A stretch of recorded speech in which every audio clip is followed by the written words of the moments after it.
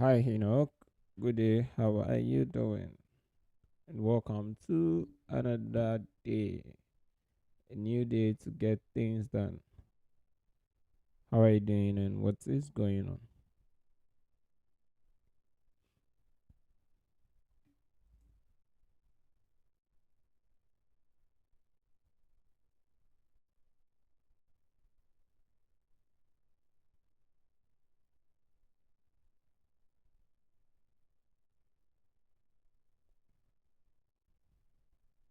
Yeah, I'm also doing good. Um, doing great. Think yesterday's stream was wonderful. Got me thinking about a lot of things, and I'm happy to be here again today. Kum Jude. Hi, Kum or Jude. Welcome to the stream. I'm guessing today might be your first time putting something in the chats. I don't remember seeing this here. You're welcome anyway. So let me know, Jude, is this the first time you're joining us in here or the first time you're adding to the chats? Either ways, you're appreciated for that. So you're welcome.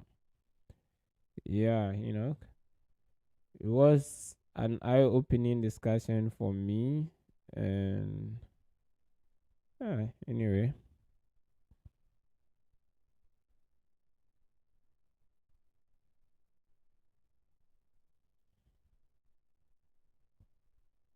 Ooh,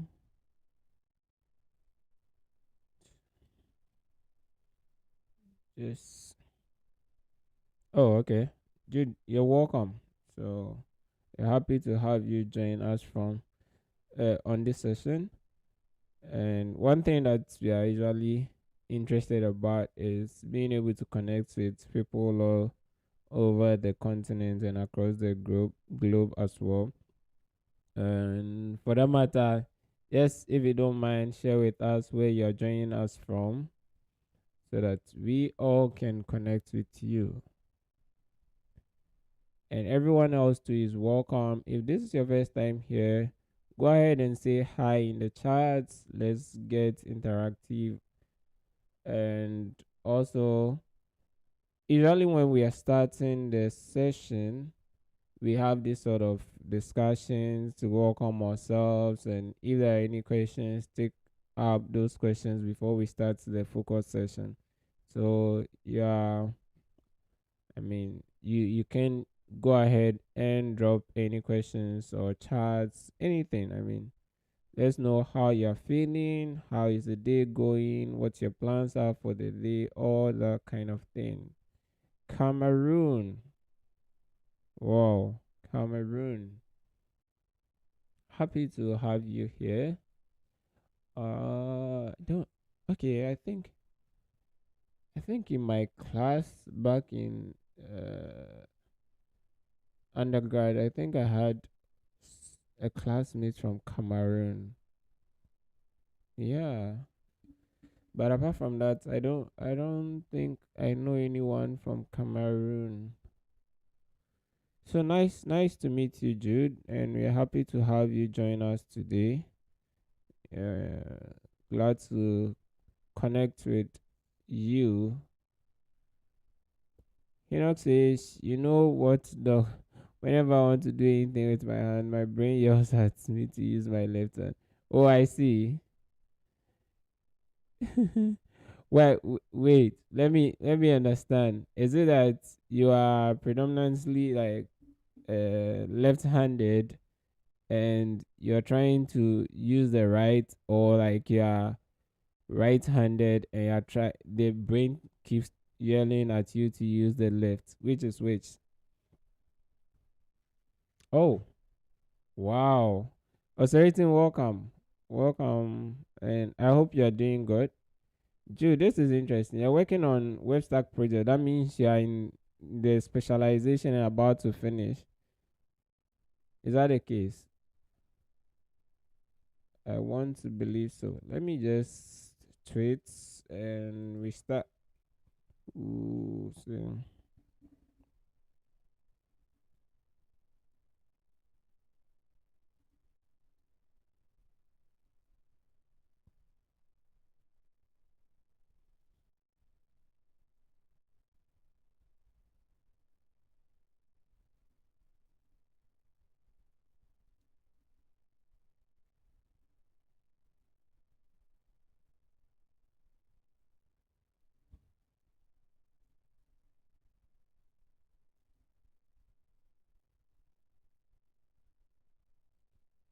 Kami, just want to send the link to Twitter as well.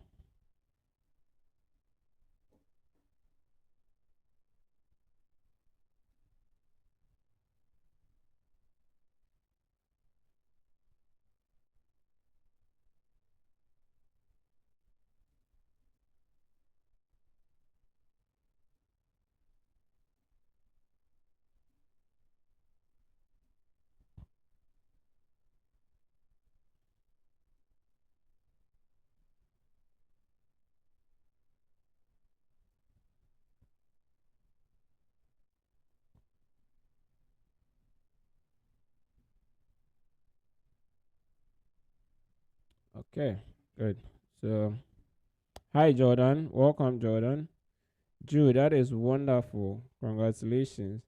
I mean, I'm curious right now. The reason I'm curious is Cameroon is francophone, right? I want to believe so. If only, yeah, I think so. And you can confirm that for me. So I usually get complaints from some learners who are from francophone countries in Africa trying to go through the ALX program and complaining about not being able to comprehend the English to the extent that they struggle with the project. So getting to see that someone, oh, it's bilingual. Okay, I see. I didn't know that. So which one do you speak predominantly? Like, are you able to speak both fluently? Oh, that's really good. I mean, that is good. So there is hi Mark, welcome. There is one learner in ALS who usually reaches out to me but struggles to communicate in English. So I told her to continue anything she wants, she should just send it in French. Because I do pick up, like, I've learned French for a while and I'm able to pick up some of the vocabs, but then I can't speak it and I can't write it very well. So the best I do is, if I'm struggling, I just copy it and send it to Google Translate. Then also communicating back to her, what I do is I write it in English and give it to Google Translate to translate it for me. Then I send both. So I send what I wrote in English and I quote it in what Google Translate gave me in French. So knowing that someone who is bilingual in, I mean, English and French, has been able to go through the program to the extent of getting to finish is really wonderful. And I'd love that you are able to assist people who have the French background who are struggling in the program. I would really love that. So let's stay connected so that, I mean, for me, I believe in living a life of impact in any shape or form. So you can contribute your quota to others by being of help to them in terms of, if they need any form of assistance, appreciating what is going on. But then, hey, that is cool. So let's stay in touch. They are predominantly English. Oh, okay. But for as long as you can speak the French and I understand it, I think that's good. Hi, Pascal. Welcome. Mark, welcome. I hope you are all doing well. Acing, I hope you are doing well as well. Yeah, Jordan, I hope you are doing well as well. Enoch says, I'm right handed, but I imagine you brush. Oh, I see. Okay, okay. Makes sense now. I mean, at the end of the day, I think for me, that small art is just an act of discipline and learning how to train myself to be disciplined in other things. You know, usually when you start off with a big goal, like, and you want to discipline yourself against those ones, especially goes with bigger frictions, like the friction is very high to an extent that it's uncomfortable for you to do it, then it's easy to give up in those situations. So I'd rather start with something very little that I can easily overcome, and trick my brain to do those things consistently such that it becomes normal.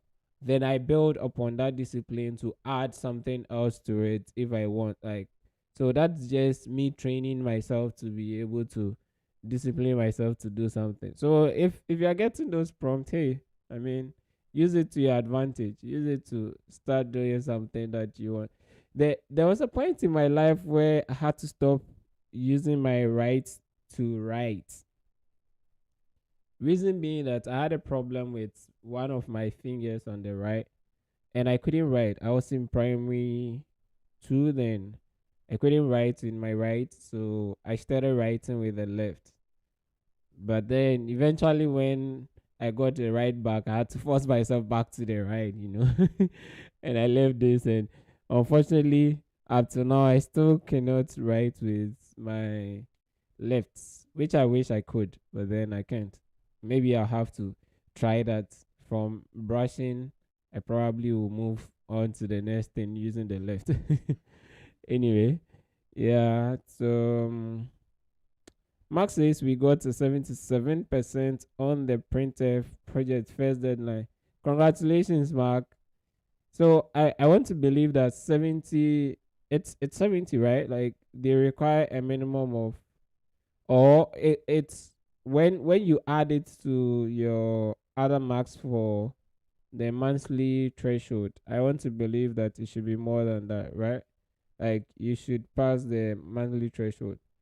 And I'm excited because yesterday you were talking about having done only three and having issues or like that. And hey, at the end of the day, the goal, it shouldn't end there. The fact that you have gotten 77 doesn't mean it should end there, right?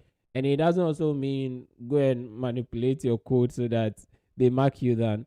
But what is important is that you should be able to continue building it even in your spare time and testing it out, making sure that every code that you wrote there, you understand it, and the concepts that you use there are fully understood, because you use similar concepts when you are doing the simple shell project.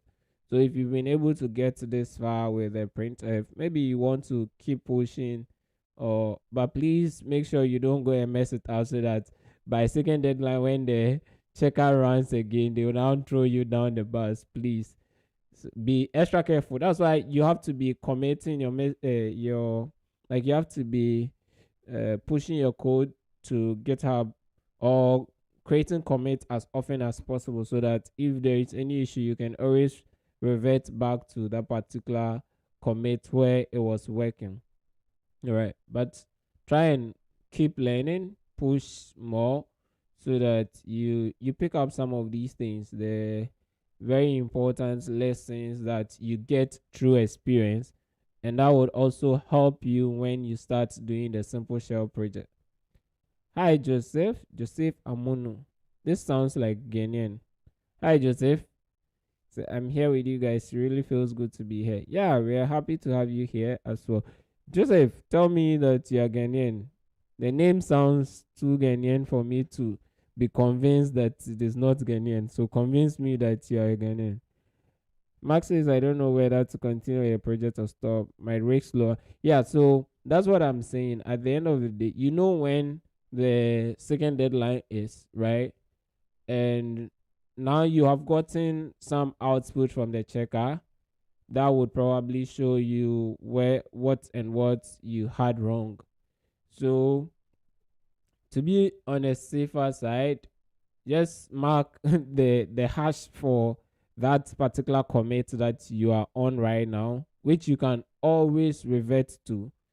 The other thing, if you are not comfortable with using the Git history, then the other thing you want to do is copy the current repo that you have. Copy everything. So you probably want to download it and keep it somewhere. You know that this is the repo that gave me this mark. Then now go ahead and try making the updates and see whether it works or not, and check your code. I think now you should be able to check your code because the checker has been released, right? So you keep checking your code, and if you are getting an improvement in the score, then that is good. You keep working on it. If it is all going high, then hopefully by second deadline you would have gotten that score which is higher.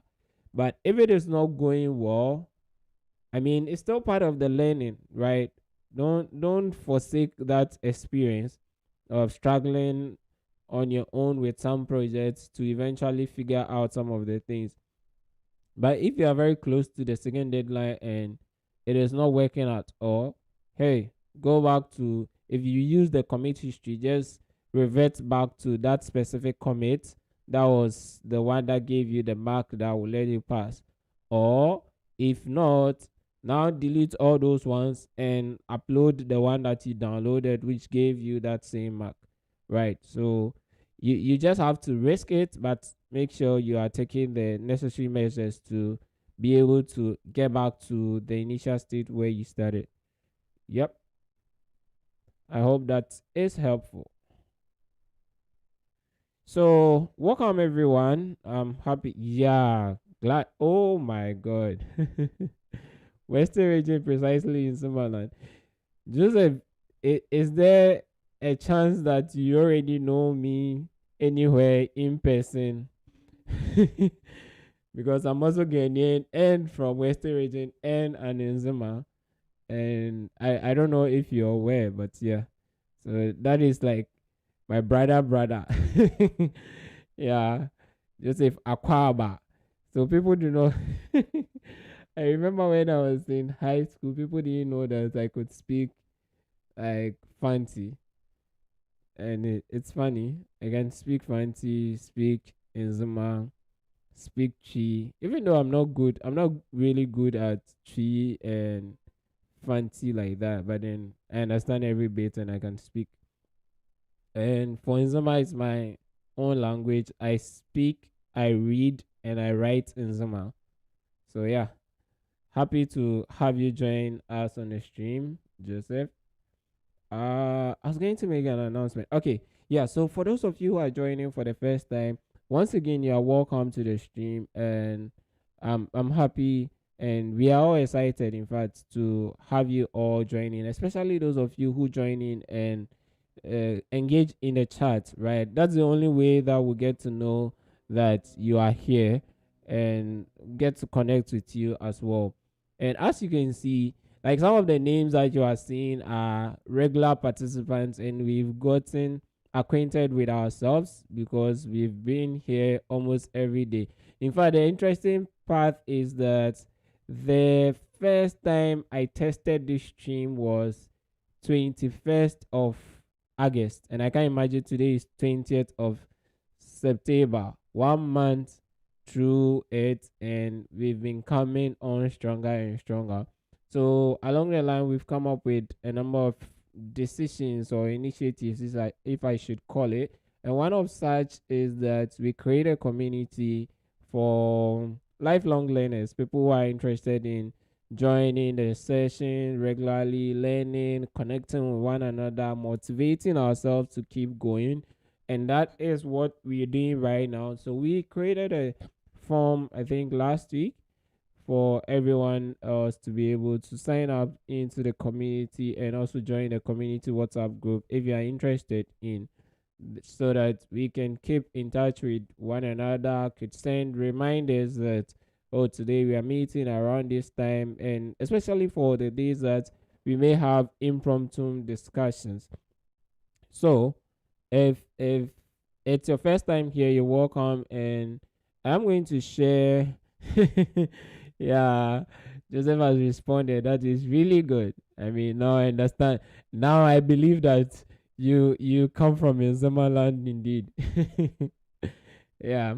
So anyway, as I was saying, I'm going to share the link to the form for those of you who are interested to sign up. But then let me, before I do that, explain the session and how it goes.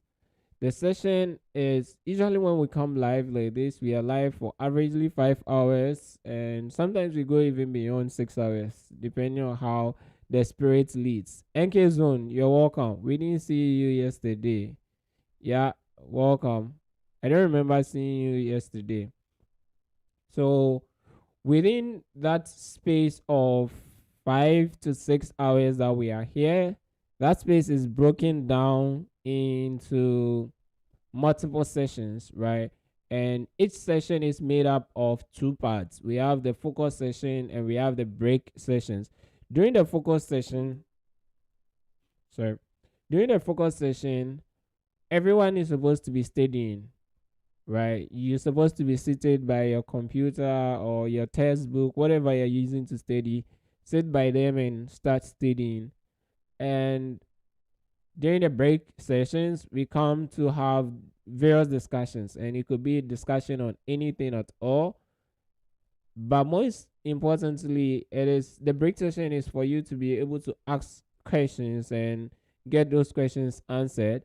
So if you are struggling with anything, trying to understand anything, or any project you're working on, or any material that you're learning, you're struggling with it, it's time for you to ask the question in the chats for us all to deliberate upon it and discuss it. Aside the technical stuff that you're learning, to general things about life, I mean, I always say this and I mean it, that I'm not an expert in anything, right? But I'm a student of life, and I am willing to learn and share what I learn. So, irrespective of what it is, we are happy to delve into it. In fact, as I was saying from the beginning, yesterday we had some interesting conversations, and sometimes you realize that some of these conversations we have here are very thought provoking and will go a long way to help you as an individual. So, happy to have you all join us today, and looking forward to continuously have you on the stream every now and then. NK says printer is beating me too much. Sorry, but I'm really taking my time to really understand than to get all 20% and understand nothing. Yeah, I mean that's the goal. That is the goal. And I'm pretty sure if you were in the session that I held for some of your cohorts members, you would have heard me talk about that. The essence or the important thing is for you to know what you know, right? What what every code that you write. Okay, let me say this to the benefit of everyone on the stream, not just those doing print. See, every code that you are pushing to GitHub is code that you should own, code that you should be able to defend, because this is in your GitHub account. That is your portfolio as an engineer. You're saying that, hey, I wrote this code, I understand it, I can explain it to anybody. So imagine if you push code to GitHub and I ask you to explain it and you have no idea what that piece of code does. That's a big problem. Okay, so let's take that into account, so that anytime we are pushing anything at all to GitHub, we are mindful that we understand this thing, and that's why we are pushing it. Okay. Kobe says, Doc, please don't forget to. Oh, okay. So, welcome. By saying yesterday's question, I'm guessing that was you from the WhatsApp group, the question from the WhatsApp group, right? I hope that's it. By the way, let me just share the link for those who are just joining us to sign up. Then I will take that question before we go for our first focus session. Today we haven't seen a couple of regular members. Yep. Very soon I'll start marking register every time we come. So Awanya Obed, steady with me, that's SWM. So awanyaobed.com/steady with me. All right, Maiwa has represented. You're welcome, Maiwa. And so those of you who are yet to join, you can just use that link awanyaobed.com/swm to join the community. In fact, there is a project that we're working on building, trying to build a platform. But in a process, I'm going to use it to be teaching the participants of the crew that we have here.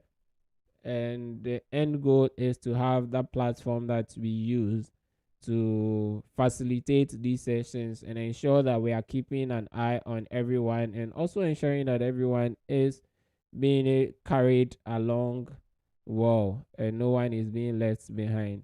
Together we all shall be great, as I used to say. Okay, so back to Kobe. Hi, Kobe. Let me go to WhatsApp and read a question. Ooh, yeah. So that's from Kobe, and I'm just going to try reading the question so as to give context to people who join the stream who are not in the WhatsApp group, and also people who will come across the stream some other time in future, right? uh but let's see. Says, I've really found it difficult to find it difficult to contact me. Interesting. I'm available on Twitter, and I'm available on almost every social media platform. So yeah, and currently almost every single day, especially weekdays, I am here. So it shouldn't be a big deal for you to find me. All right. Anyway, I'm glad you finally found me. So I was new to programming world when I entered ALS, and now I want to be a full stack engineer. But I heard at a point we get to decide if we want to choose front end or back end in ALS. In the long run, I'll end up as a back end, so I want to choose back end. But someone advised that it's best I start with front end before going to back end. So does that mean I should start the front end with ALS, and after I'm done, I look for ways or courses to go learn the back end, or I should go straight back end with ALS? So my question is, when I get to where I am to decide in ALS, from your personal experience, which one should I select? Is it advisable to start back end with ALS as a person who was totally new to programming? All right. So just to summarize, and for the sake of everyone who just joined in, this is the question is, as an ALS learner, do I choose, or how do I know which one to go with? I think in summary that would be what the question is about. And I've shared my thoughts on that a couple of times, and I've hosted sessions with people where I've shared my thoughts on that as well. And I've had a lot of people also reach out to me concerning the same thing. And once again, like, I'm not an expert to say that, hey, what I say is final. But then I'm one person who likes thinking through things and trying to make my own suggestions, deductions from the situations around us. So this is my thoughts, and I think Erasmus. You've not seen him today, but he shared his thoughts on it as well concerning the advice I gave him earlier. So there's no yes. I Let me just go back to the point Erasmus made, that it boils down to you as an individual, what your interests are. If you say, okay, maybe I should go back and talk about the ALS-SC program before I talk about your individual preferences. Regards to the ALS-SC program, it's a full stack software engineering program. So at the end of the day, you are going to be introduced in your foundations. The first 9 months, you're going to be introduced to concepts that are applicable to both front end and back end, and systems engineering, and DevOps. So there are a lot of things, and not just web development, front end and back end stuff. You're going to be introduced to a lot of concepts within the first 9 months, Then after the first 9 months, you're now asked to use the next 3 months to specialize in something, which for us as it stands now, we have just the front end and the back end specialization. Right. And that is how it has been structured. That means that by the time you even get to choose whether to specialize in back end or front end, you would have been exposed to some form of front end stuff and some form of back end stuff. I wouldn't be in a haste to choose where I want to be. I'd rather experience them for myself and get to know which of these do I really enjoy doing. Recently, I had a conversation with one of the learners in ALS SE, and she said that since she started writing front end code, HTML, CSS, it was her first time, but then she feels that she enjoys that so much that she wants to be a front end engineer. So until you've been really exposed to what it takes or what it means to really be a front end engineer or a back end engineer, I would not settle on what I'm going to do. Like, keep an open mind when you are starting, then get exposed to it, because once you're in the program, it's supposed to be a full stack engineering program. If you were asking me, not being in the program, and you were asking me whether to go and become a front end engineer or go and become a back end engineer, it would have been a separate conversation that we have. But now you are asking me as a participant in the ALS SE program, and at a point in time, you're going to be asked to choose whether you want to do a specialization in front end or back end. But the thing is that the foundations that everyone is going to go through will expose you to both of them. So you begin to work with web framework like Flask using Python, right?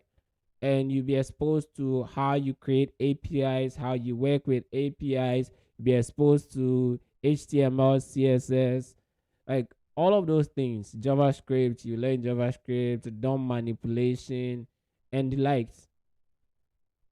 Once you've been exposed to all of these, it's for you to now decide on whether it's the front end that resonates much with me, or is the back end that resonates much with me. And this is where the decision comes in. Like, what I need you to think about when you're making a decision. The first question you ask yourself is, am I the creative type of person or the logical type of person? Are you very creative, like good at picking up things like, oh, no, this looks ugly. Even when everybody is saying it's good, you feel there's something off with this design. Even if you don't have like that design skills to be able to design, creative people are able to say, nah, there's something missing about this piece. They themselves do not know how to draw, but you have drawn it and they're able to tell you that no, no, no, no, no. The color, it looks like the color combination here is not good. Like, no, I think there is something missing. Could you change it and let's see. So that is like, that kind of thing is what creatives go through, like individuals who are very creative in nature, and they are able to do so well as front end engineers. But then the what is it called, the back end guys are mostly the logical guys. So sometimes it's not as if you are just one out of these two. Like, it's mostly a spectrum, right? And it depends on where you fall. So someone is more creative, less logical, but there are others that are creative and logical at the same time. Okay, but you begin to ask yourself questions. Which one do you really enjoy most? Do you like logic? As you've started programming, what's like, are you struggling with thinking through things, like the logic behind everything, you know? So if you are that kind of logical person, then the best for you would be going for back end. But if you are creative, then it will be going for front end. However, we have full stack engineers, which in your submission you said I want to be a full stack engineer. So for me, in those cases, it's not about asking whether I want to be front end or back end. I know that I want to be full stack engineer. Personally, that is what I want to be until I eventually decide to maybe settle down and specialize in a particular area. As it stands now, all I want to be able to put in my CV is that I'm a full stack engineer and I can do both front end and back end. So there are those other people too.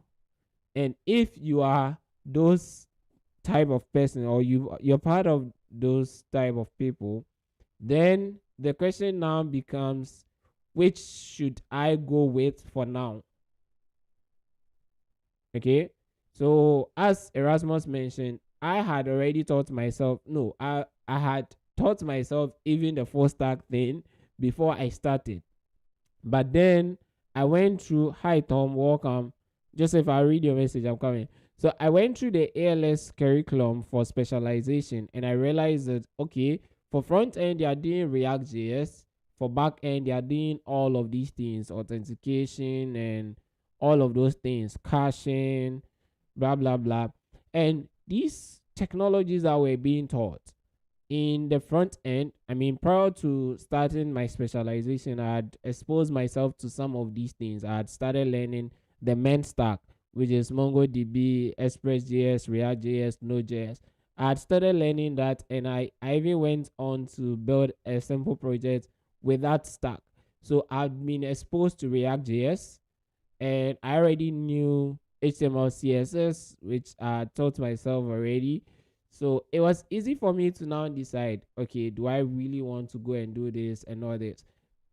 And when I weighed the two, I realized that there were a lot of things in the back end that I didn't know as compared to the front end.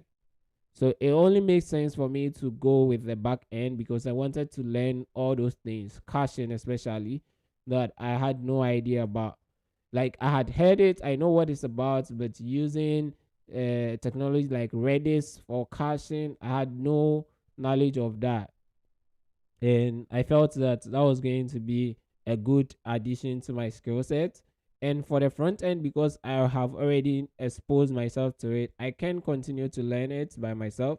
And for that matter, I decided to go with the back end.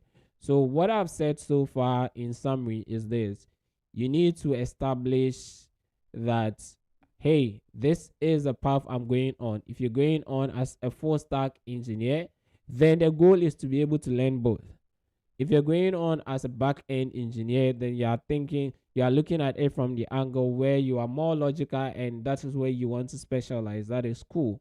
If you're going on as a front end engineer, then you look at it from the angle where you're more creative and that is where you want to specialize.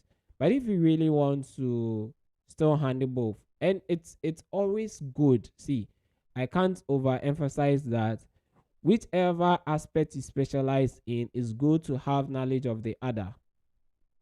It's good to be able to communicate with people from the team, the whole team. So you meet a front end guys, you can talk their language. You meet even the UI UX design, you can talk their language. You come to the back end, you can talk their language. Database administrators, you can talk their language. DevOps, like if you have some sort of knowledge in all of these things, it becomes easy to integrate into any team.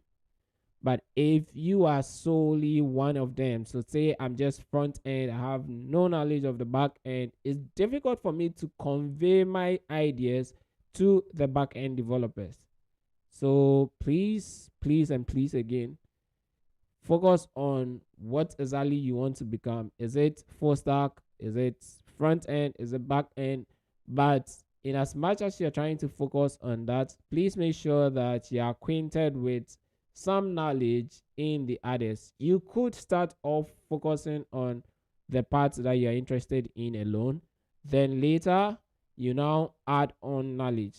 So as a full stack engineer, say start where you are very comfortable with, but in making your decision, consider whether you're more creative or you're more logical.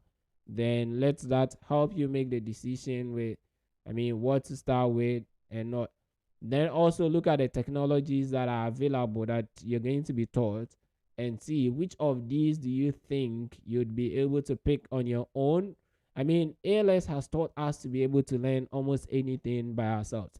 And even the one that you are saying you're going to be learning in ALS is essentially you learning it by yourself.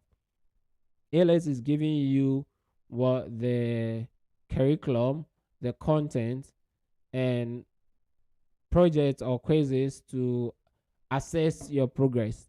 And this is something that you can equally craft some for yourself. And even imagine, like, the good thing is that if you want to even do the front end in ALS and later learn the back end, the thing about ALS is this: after you're done with the specialization, you still have access to the intranet, and you can always go back to when you are done. Like right now, I did the back end specialization, but when I go to my intranet, my student account as intranet, then I'm able to see both the content for the back end and for the front end. So if I want to go back and do front end, nobody stops me. Like nobody stops me. I can go and do it, but then you're not doing it to get any scores, right? So especially if it is manual review project, no one is going to review you, but you have access to the content. So if you want to learn it by yourself, you are allowed to go learn it, right? I hope that helps, Kobe. I don't know if I was able to explain it to your liking, but I hope that helps. All right. Joseph says, yes, Doc, we have not met before, but we have chatted before currently. Oh, so I'm guessing that, Joseph, are you the one that I've been chatting with? The contact that Theophilus shared with me? I'm not sure. I haven't even saved that contact yet, so I'm not too sure. If it is you, then happy to have you here. If not, too happy to know. Chatted before, currently in Morocco, and I'm in ALS cohort 19. Okay, so I'm guessing probably that's the same person, but I'm not sure. Anyway, Kobe says, I have understood now. Thank you very much. You're welcome. It makes a lot of sense. I love you too, Kobe. And thank you for the question and joining in today. All right, guys. So it's a brand new day.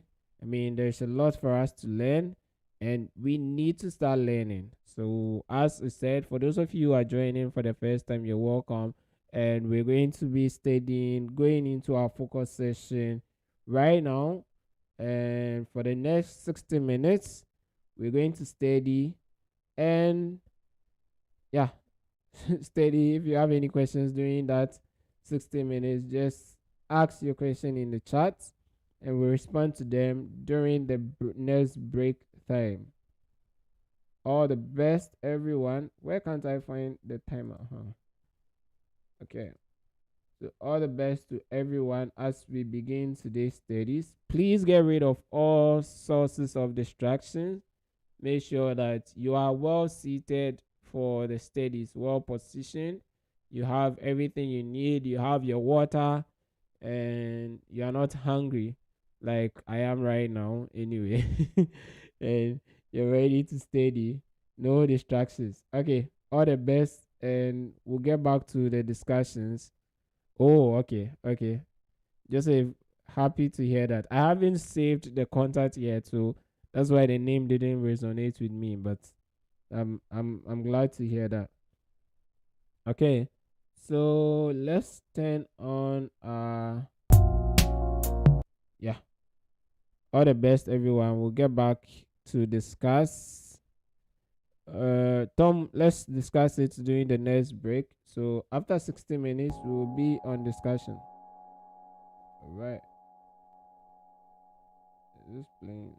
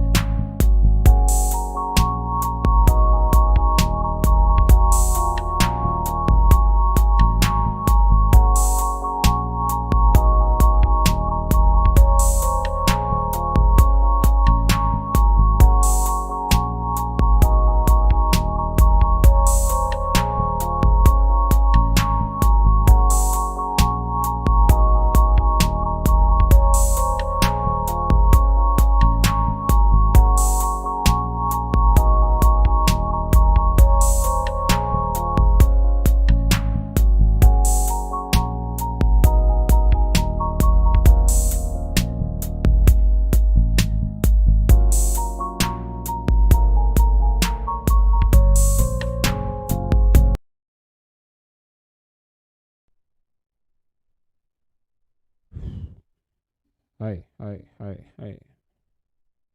Break time, please.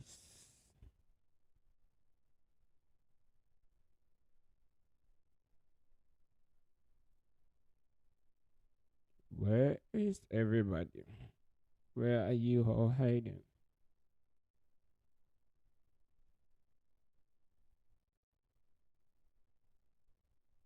Okay, so back to what was Tom said. Over, please, I would need your guide to enroll for a master's program. Yeah, Tom, are you still here? So I mentioned that we could discuss that later in the stream. So if you are here and if it's something you like us to discuss now, could go ahead and ask, and we're happy to discuss. Shadrach, hello, welcome. Pleased to be here today. Welcome, Shadrach. Oh, okay, good. Tom is still here. Great. So if you want us to discuss it, just go ahead, share what's are you interested in? What do you need? Let's you have to throw us into the conversation for us to have it. So let's hear what you have. Then we can discuss it. Sharak, you're welcome. I'm guessing, yeah, Sharak, I don't think I've seen the name in the chat before, so I'm guessing today is your first time with us. You're welcome to join in the stream. If you're here, let me know that you're still around. Foreigner, welcome, foreigner. Think you were here yesterday as well. You're welcome. How are you doing? Hi, Erasmus. I think I mentioned your name earlier when we were talking about the question that Kobe asked yesterday on the WhatsApp group. We're discussing it earlier, and I mentioned your name, but you came in late. Anyway, you're welcome. Hi, I'm Rani. Is that the name? Bofa Bofakri. Oh my God! Like trying to pronounce names is one of the scariest things for me right now. But then I hope I didn't butcher your name that much. Hi, you're laughing at me. Oh my God. See how someone is suffering to pronounce your name. But then you're welcome. Happy to have you join. Oh, so I should. Oh, from Morocco. That's cool. But did I get it? Does it sound like that? I'm running. Is that it? Or I'm run? You know, because where I come from, we would pronounce. Because of how is it called? Alphabets are. We'll pronounce it as ni and not the English version where you say Amran. So Amrani sounds funny to me. But anyway, yeah, happy to have you on the stream and great to know that you're from Morocco. So Joseph also pointed that he's in Morocco. I'm glad to hear that as well. And Morocco, as I know by now, at least Theo told me, is kind of is it French dominant, but then yeah, right? It's French dominant. Oh, you guys all speak French and English because I learned Theophilus went there and he had to learn how to speak French. So anyway, Tom says I'm searching for a uni abroad for a master's program in data science, but I don't have IELTS test. Mm.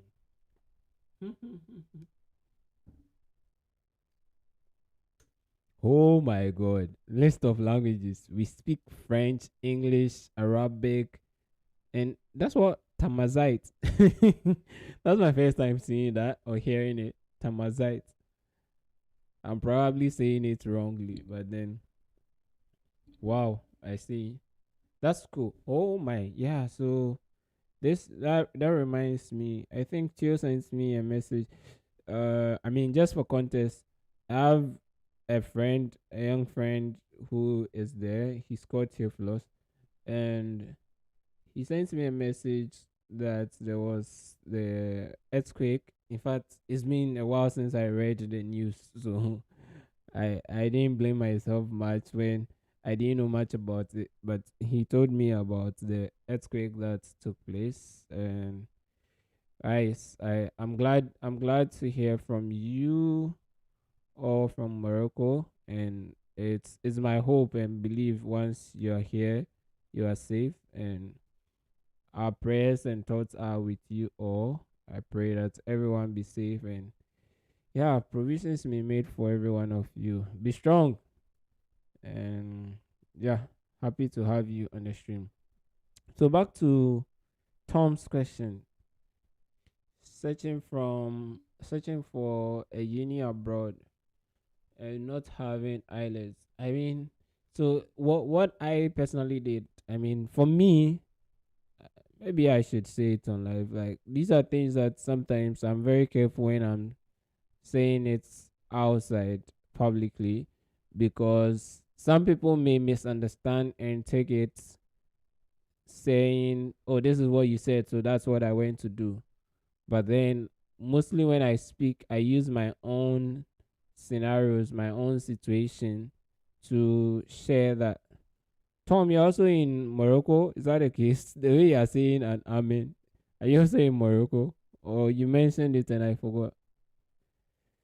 So, I'm going to go ahead to share this, but please be mindful of the context in which I share it. And I mean, I have my own personal biases, and it will be obvious when you hear me talk about some of these things. So you should know very well. And I keep saying that don't take an advice just because somebody you trust or believe in said it. You have to also kind of do your own research and buy into it. You're in Ghana. Okay, good. The way you said amen, I thought you were also in Morocco. Anyway, so as I was saying, you need to, as soon as I give you an advice, or anybody at all in this world gives you an advice, and you say, okay, I'm going to do this, it is no longer they who said it, it is you who believe in that. So it shouldn't be just because somebody said it. You should be, yes, I believe in this thing and I want to go with it. Right. Hi, Erasmus. Our job no easy. Which job are you talking about? Yeah. So as I'm talking about going to, like, I struggle to appreciate why I need to go and sit for those exams, the English proficiency exams. Personally, I've still not been convinced why I need to write that kind of exams, even though a lot of the opportunities that we are seeking were attached to those things, and you needed them to be able to qualify. But I couldn't bring myself to the point of convincing myself to want to take those exams, because all my life I've been studying English, like right from infancy. The first time I entered school, they started teaching me English. And the funny thing is that I even speak English with my own folks, like even in the house, like that is the language we speak. Can you imagine? I speak English every single day of my life. Even my local dialect, I struggle to speak my own local dialect because I have spoken English all my life and I hardly speak my own local dialect. I think my people should even start quizzing me on my local dialect and also allow me not to come in there back home if I cannot speak my local dialect. But then the English language that I've been speaking, I've schooled in, when I'm home, it's like my first language in any case. And for most Ghanaian students, that is the situation you find ourselves in. And even for most, okay, it depends. Some countries have like a national language. Ghana, we do not have a national language. Our official language is English. Everybody speaks English. So I don't see why. Please, I gave you a disclaimer before starting this. I have my own biases, and that's what I am saying right now. Those things frustrates me. I don't know. The white man is just looking for ways to take my money for this particular English test. And the English test that you write has a validity date, like a duration for which it is valid. And I think that's 2 or 3 years. It doesn't make sense. After 3 years, doesn't mean I can no longer speak English or write English. Meanwhile, I have a blog. I used to run a blog that was getting about 40,000 readers a month, and majority of the views, more than 50% of the readership, was from the US. If I couldn't speak English, could I have been doing that? Like, at the end of the day, I still don't get it. What do you really want to know? That I'm able to speak English, and that's why I have to pay that amount of money to convince you by writing the exams to show that I can speak English, even though all my school life has been in English, and I have proof, I have evidences to show. Like, for instance, I've told you about the blog that I run. I'm able to do this currently, even to the extent that I'm doing a master's in this particular country where English is like one of the official languages and all. And still, if I want to go and do anything, like for those of you who are aware that I'm a pharmacist, like here, if I want to apply and maybe in future practice as a pharmacist around here, I still need to go take the IELTS to confirm that I can, like, my proficiency in English is good. Can you imagine?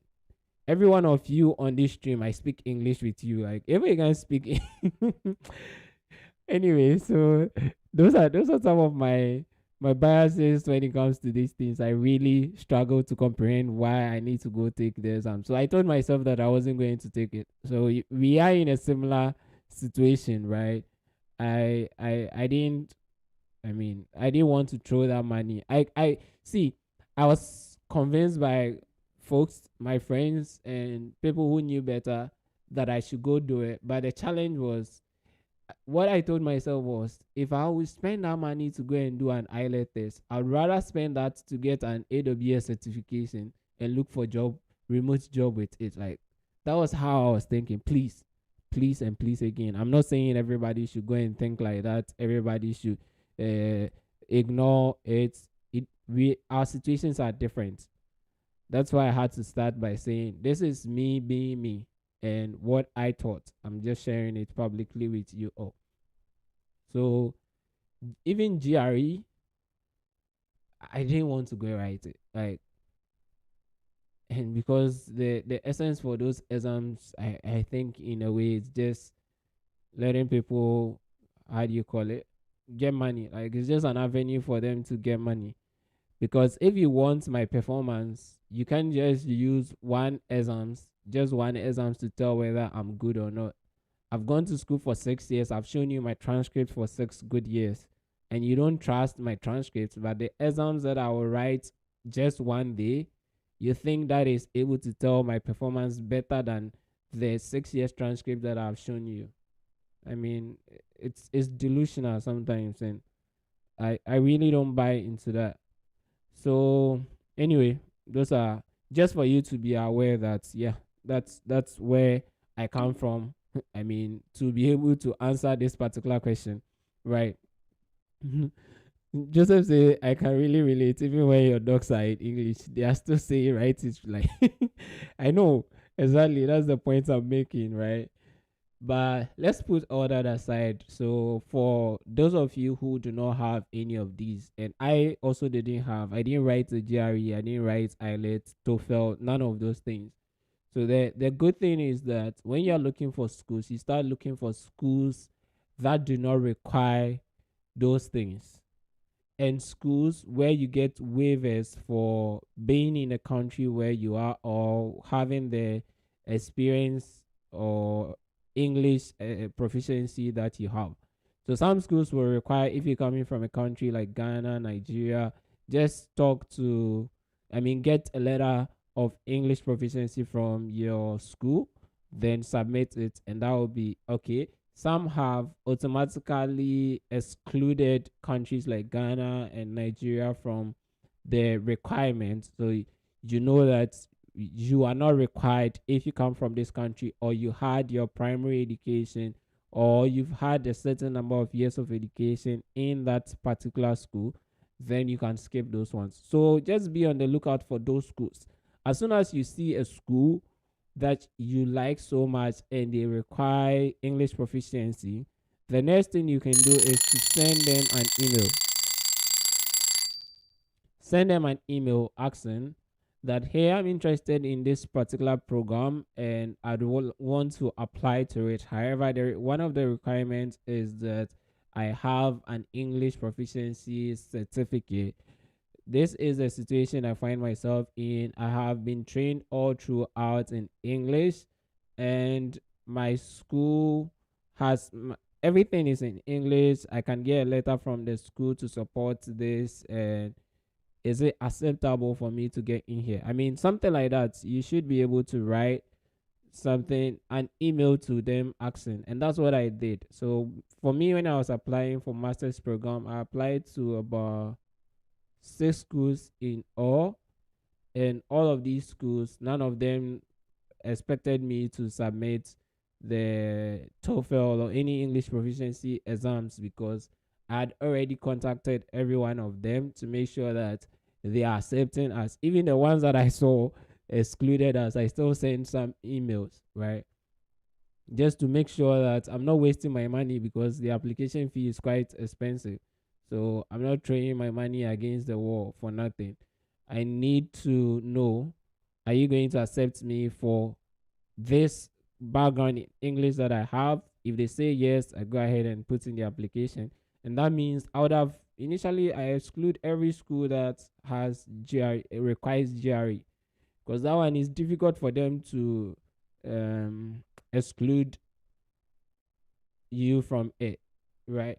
So I exclude them in my own list. I make sure that every school that I've chosen is not requiring the GRE. Then now I focus on the English proficiency. If they require the English proficiency, I'll send them an email to find out.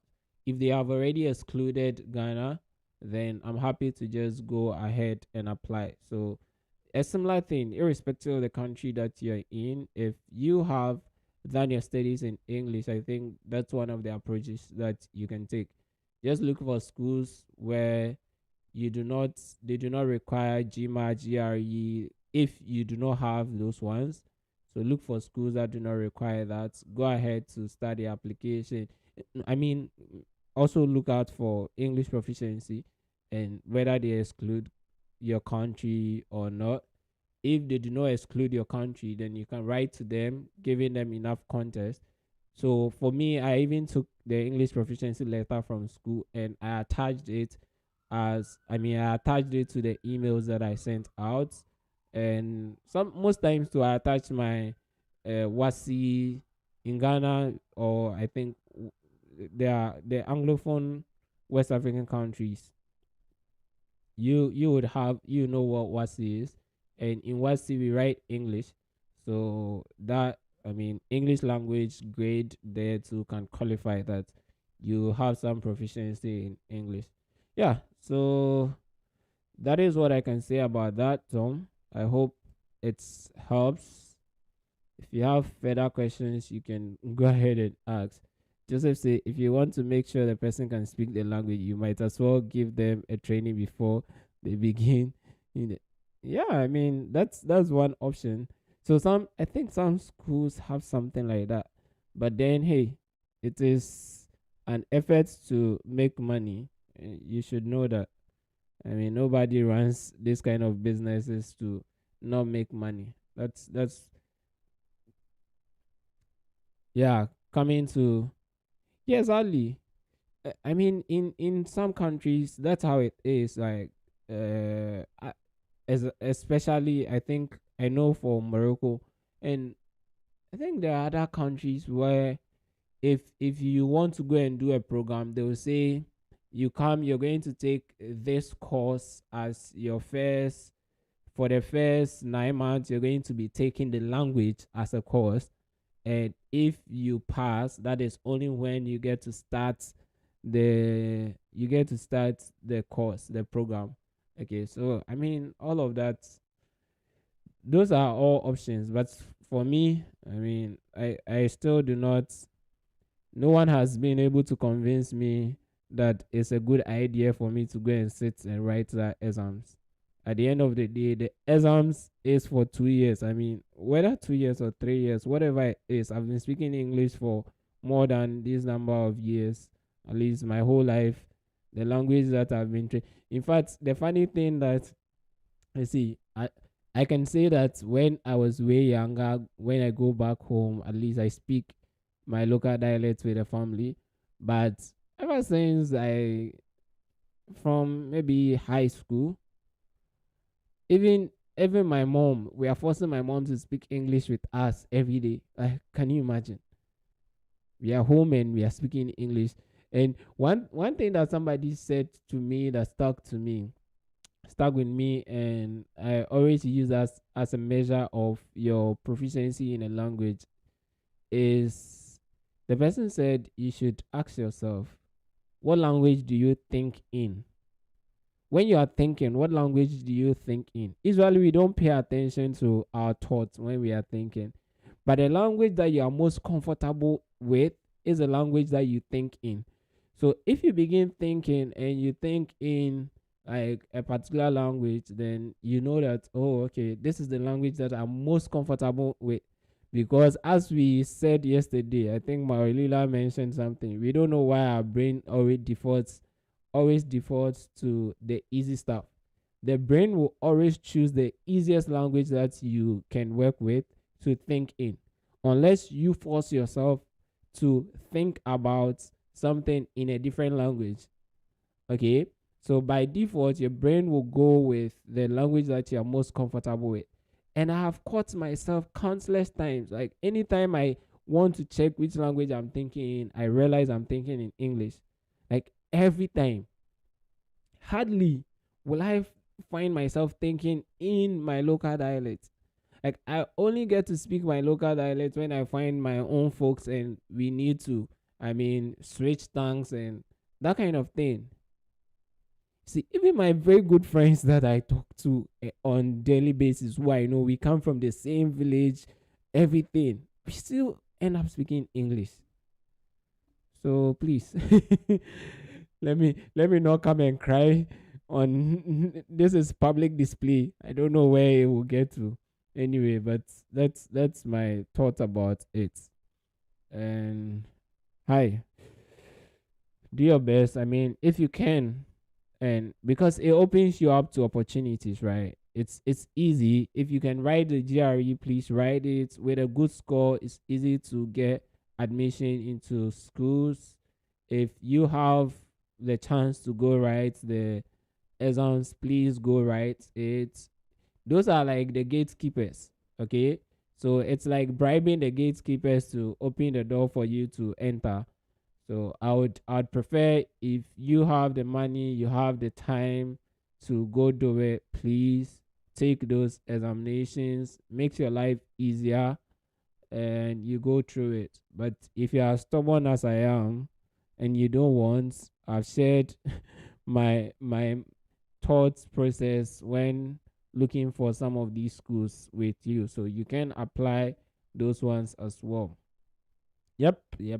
Anyway, let's go back to our focus session and study for 60 more minutes.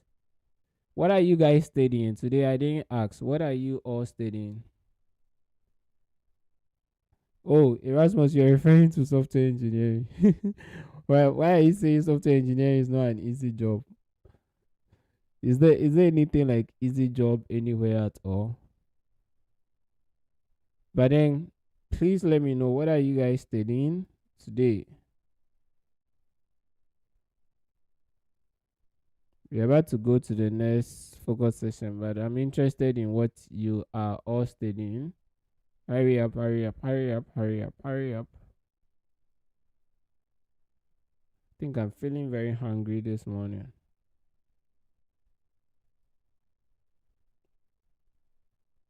Okay, so Erasmus, you are finishing up your project. That's cool.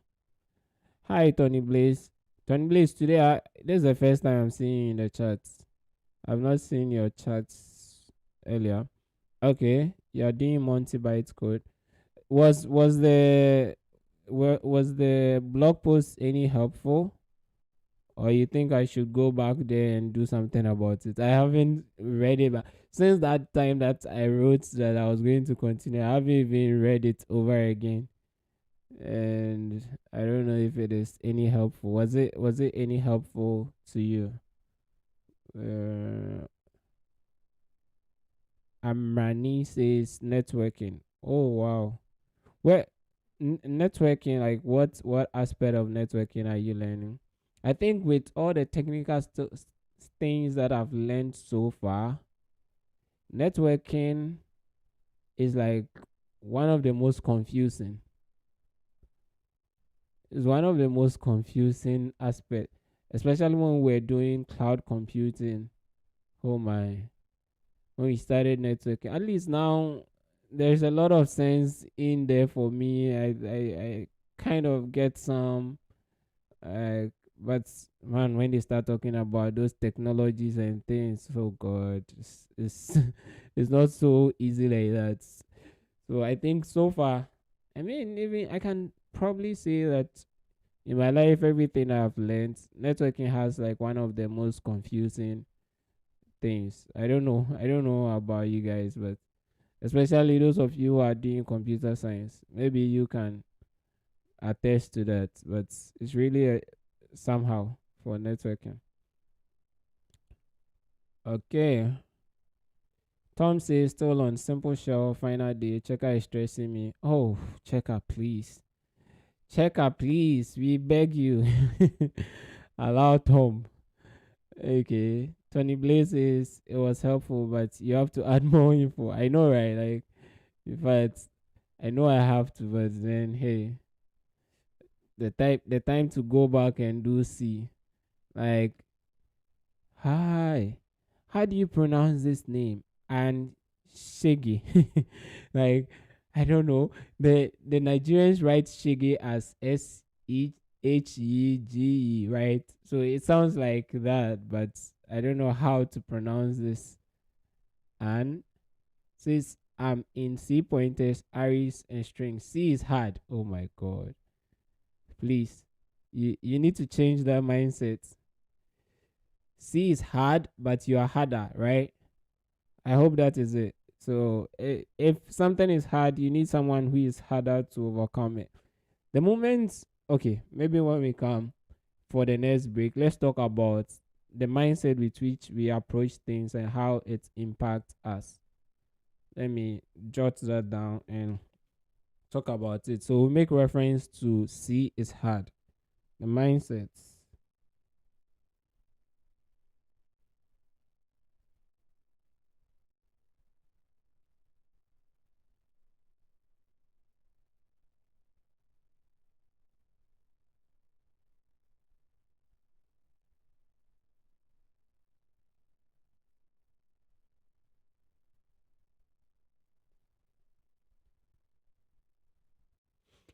Yeah.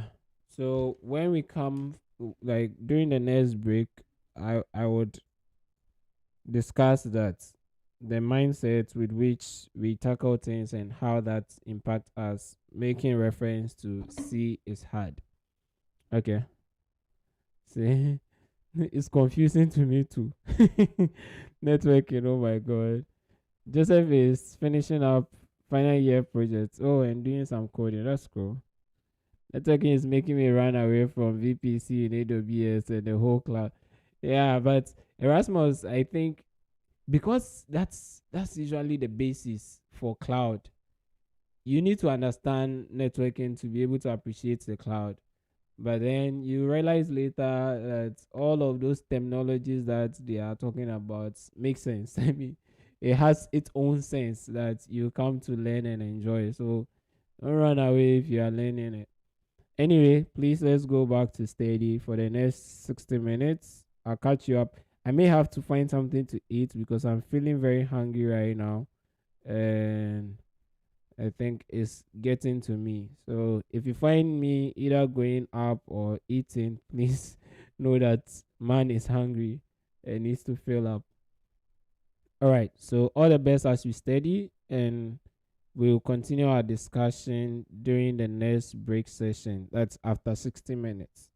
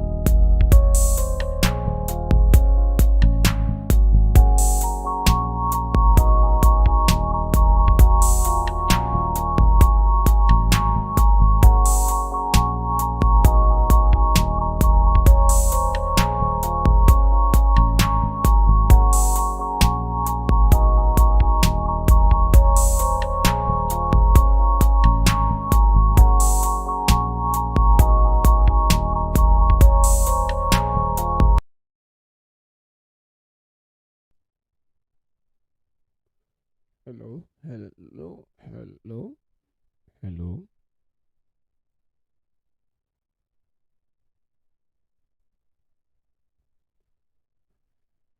Break time, please. Hi, hi, hi, hi. How is it going? How is the studies going, everyone?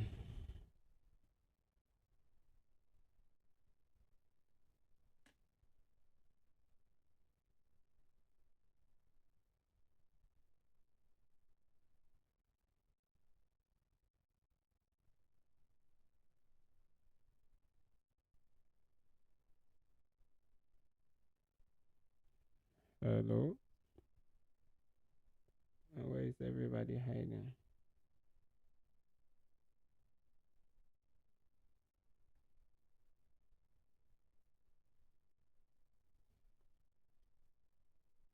Hi, Solomon. How are you doing? Solomon, I'm guessing. Sorry.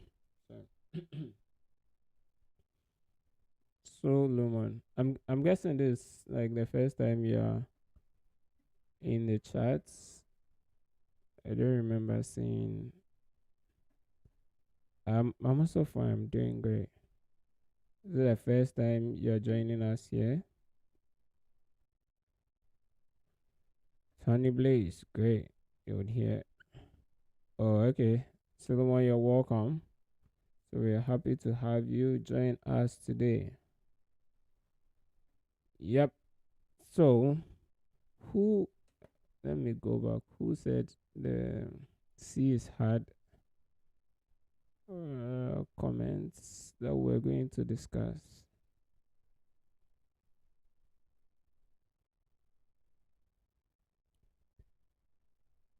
C is hard.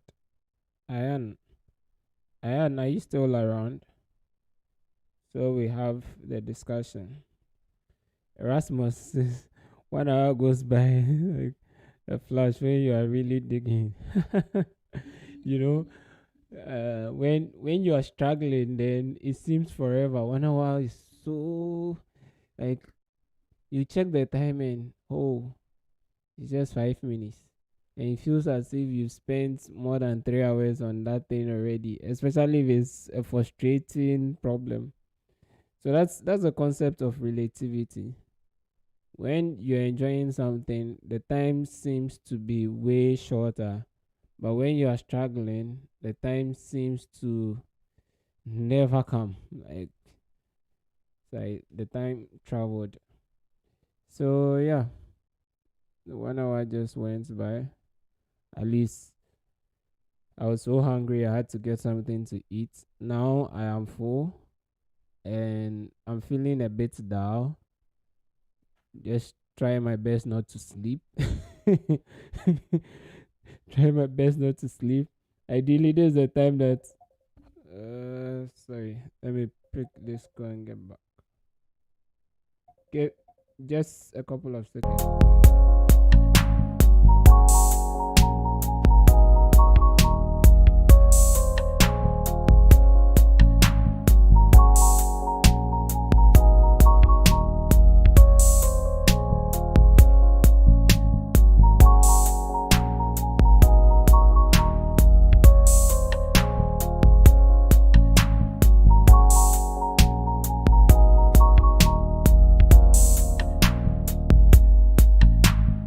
Hi.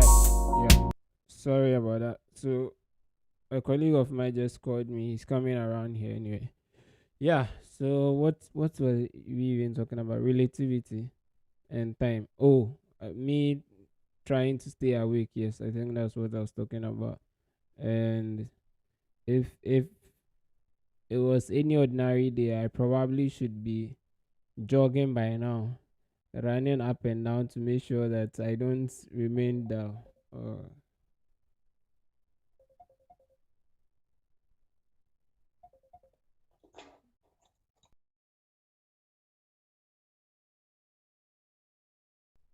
All right, guys, give me a couple of seconds. Let me go and open the door for my friend. I'll be back soon.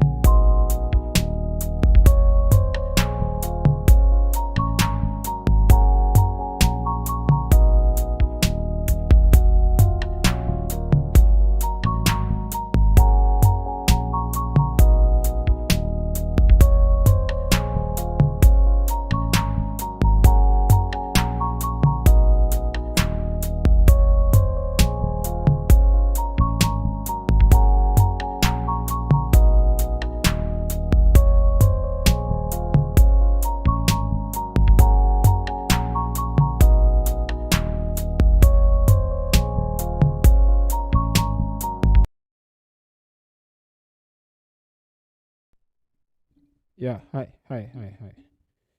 Sorry. Okay. So Ann, I hope that's how the name is supposed to be pronounced. Are you still around so we can have the discussion? Mm-hmm. Ayan, are you here?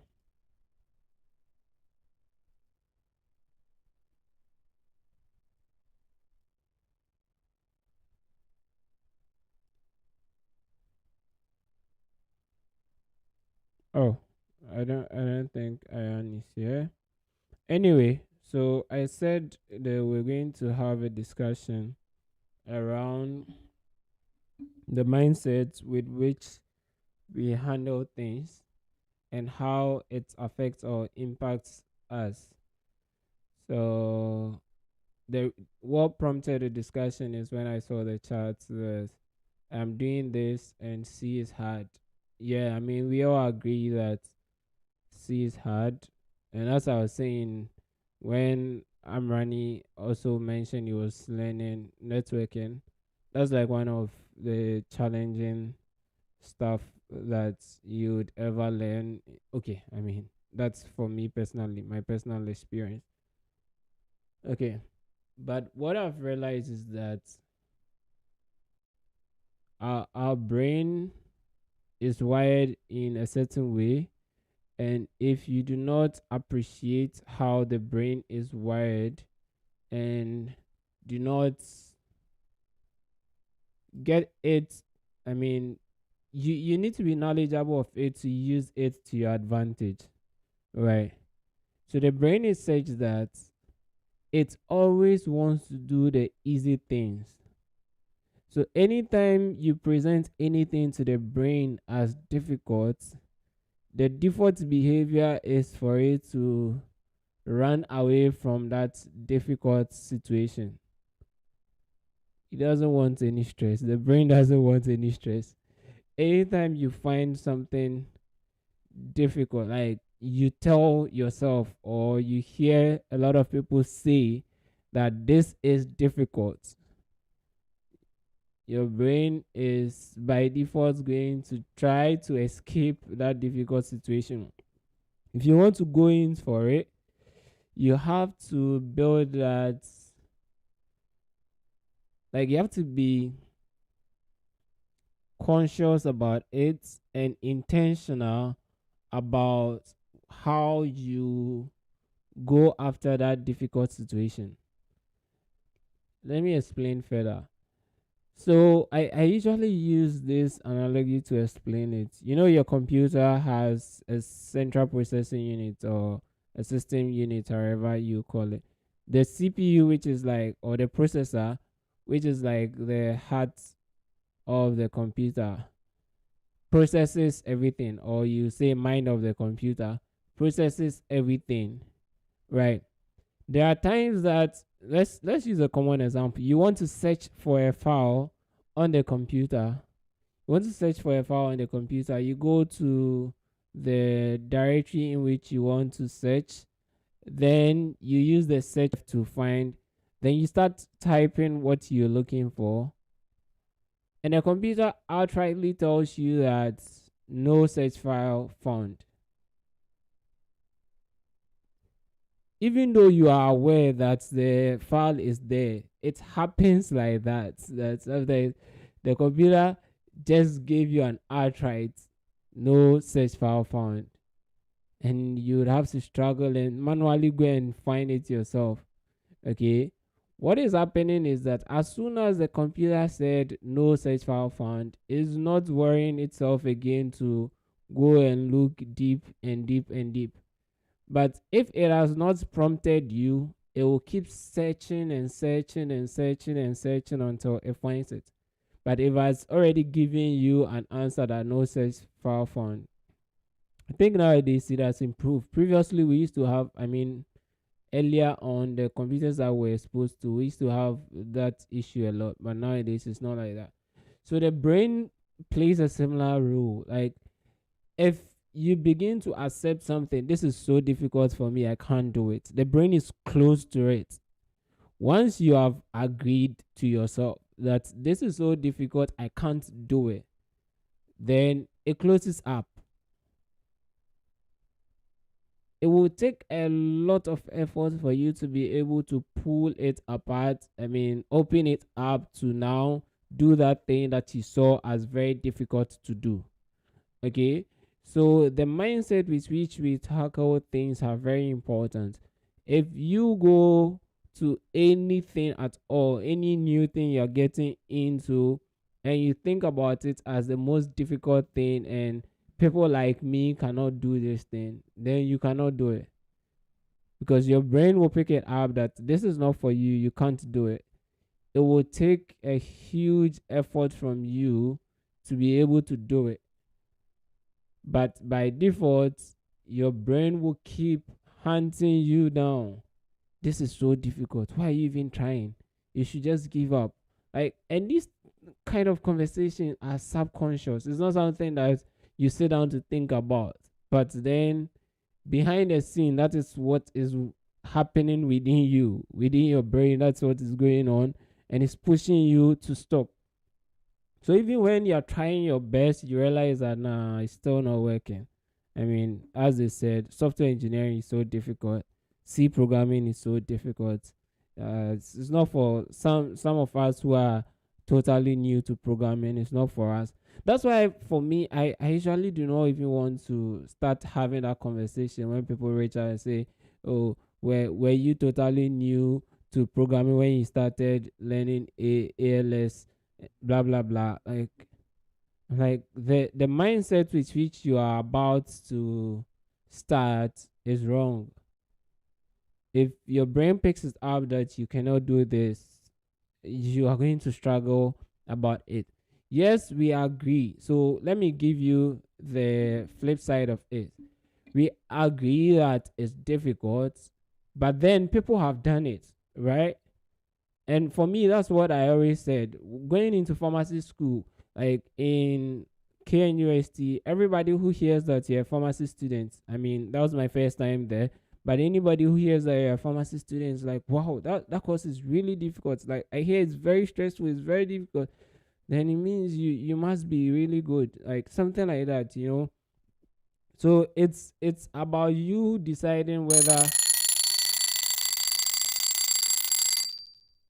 it's about you making the decision that it is difficult, and that is why I'm going to do it and become better in it, or it's difficult and it's going to be challenging for me, right? And for me, I always like to embrace the difficult ones. I say, because they said this is difficult, that is why I'm doing it. So tell me anything is difficult, and that is what I want to do. I'll tell you my reason soon. But the moment I approach it with that kind of mindset, even though it has been said that this is difficult, even though people agree that this is difficult, my brain still doesn't just give up because it knows that I like the difficult stuff. So I need to go after it. Yes, it is difficult, but I like the term hard. Like, this is hard. Yes, it is hard, but I am harder. It is tough. Yes, it is tough, but I am tougher. And now to the reason why I prefer to think that way is this. Anytime they say something is difficult, you'd have to understand that only a few people will be willing to do it. If you say software engineering is difficult, if you say ALS is difficult, if you say C language is difficult, just know that because it is difficult or hard or tough or challenging, any of those terms that you use to describe the situation, because of that bottleneck, only a few people are going to be able to do it. Those people are like the unique ones, and I always want to be part of those few. Because if there is an opportunity, it will go to that unique few. And I always want to be part of them. And I think we should all start thinking about things this way instead. Yes, they said this is difficult. I mean, it's stressing the hell out of you. But you know very well that some people have done it. If they could do it, you can. And if, because it is difficult, not so many people are doing it, it means that the opportunities that come from doing it will only be available to only a few of you. You are going to compete with only a few people. For that matter, it is worth the doing. If you really want to, if you are very ambitious, I think this is one way to start thinking about things. I remember very well going into fourth year in pharmacy school. Some people told me that therapeutics is so difficult. Even your senior colleagues, no one was able to get an A. I was like, wonderful. Like, this is what I'm looking for. I don't tell people like openly, somebody who is saying this and you're telling them wonderful, they'll think you are mad. Yeah. So it's not like I just say it to the person, but in my mind, that is what I think and how I feel in my body. Like, that's great. I'm happy to hear that. Because it is difficult, I am going to do it and I'm going to get an A in this. You know? Because then when you are able to do it, you have set the benchmark. You have become the unique person. If there is any advantages that comes with it, you are going to be one of the few that gets it. So please, let's I think, in life, to win at almost anything, it starts with the brain, the mindset that you have about it. Okay. So going forward, all the tech stuff that you're learning, the programming, all of these things that you're learning, we all understand it's difficult, it's tough, it's hard. Like, they all are. And we all agree. We've been there. Like, and even right now, we're going through it. So we appreciate all the difficulties. But then we know ourselves. Even if you haven't gotten to that level and you are just starting, you just need that mindset to start with.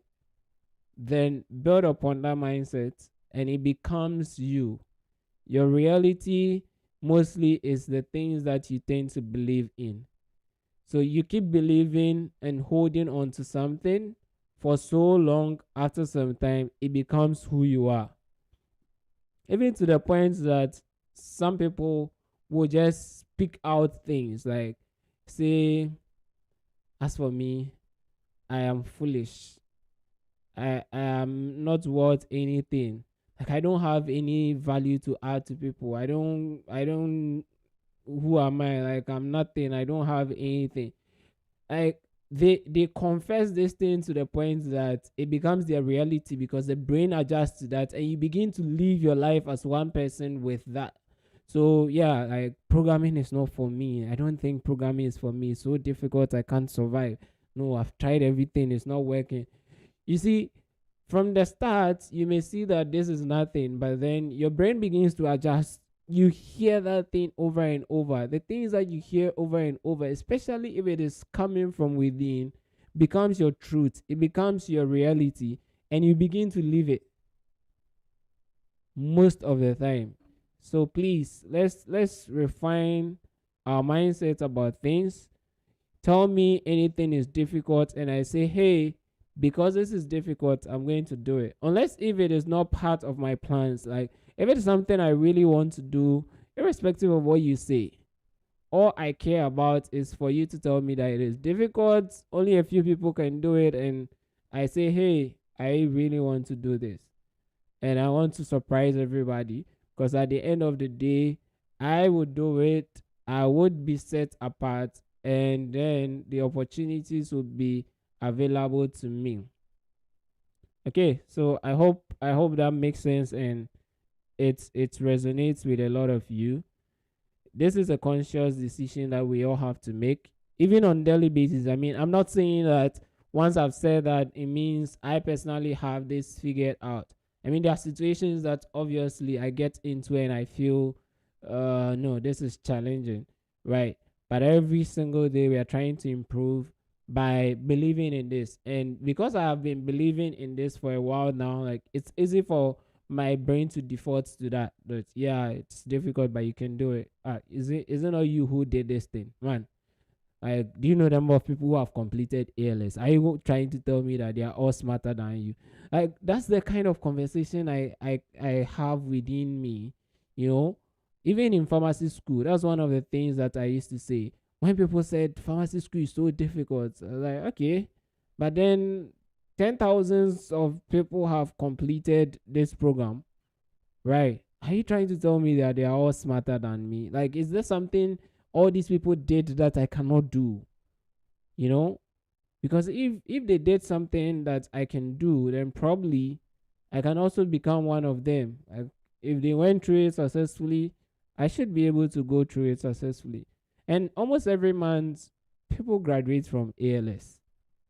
Almost every month. So just think about it. All these people who are graduating from the program, are they any better than you? At least. You are comparable to some of them. If for nothing at all, there is one person who has it even worse than you. But this person has been able to go through it successfully and come out. Right? So what stops you? I mean, and this is not just applicable to ALS, it's applicable to every aspect of your life. The most things, like, I kept saying that I think I'm the most fortunate person in the world, right? You may not believe it, but I believe it to my heart, like deep in my heart, that I may be the most fortunate person. And that's not to say that I don't have problems in my life, I don't have any struggles. Like, I have my own set of struggles. But then I appreciate it that, man, the life you're living is what some people have been praying for years. Irrespective of your situation, see, even for the fact that today you got just one meal to eat, there are people who do not have. Like, if you see, mostly we just focus on what is ahead, what we see other people, especially even on social media, because social media is amplifying all of these. People are forced to just show what they are not and who they are not, and show you the nice pictures and not the ugly ones. Show you the ones where they are smiling and not the ones where they are crying. So you don't get to see the reality, but you have what you refer to as perceived reality. You think this is their reality, but then that's not the truth. And because of that, we are always beating ourselves for what we do not have, but not appreciating what we have. But there are a lot of people, see, you're complaining of not having internet access continuously. Maybe your internet breaks along the line. You wish you had it continuously. But mind you, there is someone who hasn't ever got connected to internet. They don't, in fact, they don't even know what internet is. If you think I'm lying, you start reading around and finding out, and you realize that there are people who do not even know about internet. You have electricity, and maybe once in a while there is electricity cuts. We are all complaining, oh God. I think yesterday somewhere I heard there was in Nigeria there was a blackout that was really, I mean, it covered a lot of places. I don't know, Nigerians on the stream, you can confirm that for me. And we I mean, we start talking about the fact that this is so bad, it's so worse. Like, I don't know why our conditions are so bad, but the truth is that there is someone somewhere who has never been exposed to electricity. There is someone somewhere who has electricity just once a week or one day out of 7 days. All of these things, man, we just have to appreciate where we are, be grateful for it, and also know that irrespective of who we are, where we are, what we have become, there are greater strides for us and we can achieve it. And even the difficult things, there are people who had it worse than us who have gone through it. So anytime I see, like, back in after high school when I went to the uni, the people I respected most were people who attended schools that are deemed less successful as compared to my school. and had the same results or even better results than myself. So if you went to any school that people look down on and you were able to even get a result closer to what I had, I know that, man, you're somebody that I need to respect because you had it worse and you were able to make this match. I want to believe that if you had it better, maybe even if you had what I had, you could have done way better than myself, you know? So I appreciate that there are a lot of people who are struggling. They are struggling much more than myself. But then the difficult situations that I'll be here complaining about, they've been able to do it and they've succeeded in it. So what stops me from doing it? And that's the message for the day. Start with a good mindset. Start changing your mindset. And I think the content you expose yourself to is very important. Who you listen to is very important. The stories you tell yourself is very important because everything that you hear it is what would become your mindset, become your reality. I think those of you who believe in the Bible, you would have probably read somewhere in the Bible that says, faith cometh by hearing. You know, the things that you hold on to. I believe this. I have faith in this. It is true what you hear most of the time. It says faith comes by hearing and hearing by the word of God. You know, it's almost everything. This mind of yours, you have to regulate what goes in it. And I tell people, like right now, I have an AirPod here. I have this headset. I have another headset here. I have an earpiece. See, I am always trying to control what goes into my brain, my mind. I don't just consume things because, oh, everybody is talking. No. Because I know very well that the things that I hear would eventually, if I listen to them, dictate who I become. They play a large role in what I become and what I believe in. So I try to regulate it as much as possible. So here is a big point for us all to take note of, that from now onwards, the most important thing, as for the outsiders, you can't usually control, except you block your ears like I usually do. You can't control what you hear from outside, right? But then you can control the stories you tell yourself.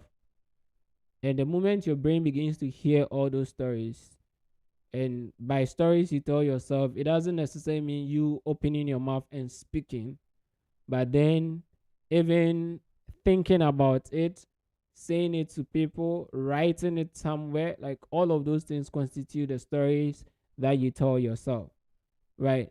And because I keep saying these things over and over to people, advising people, it becomes my personal reality.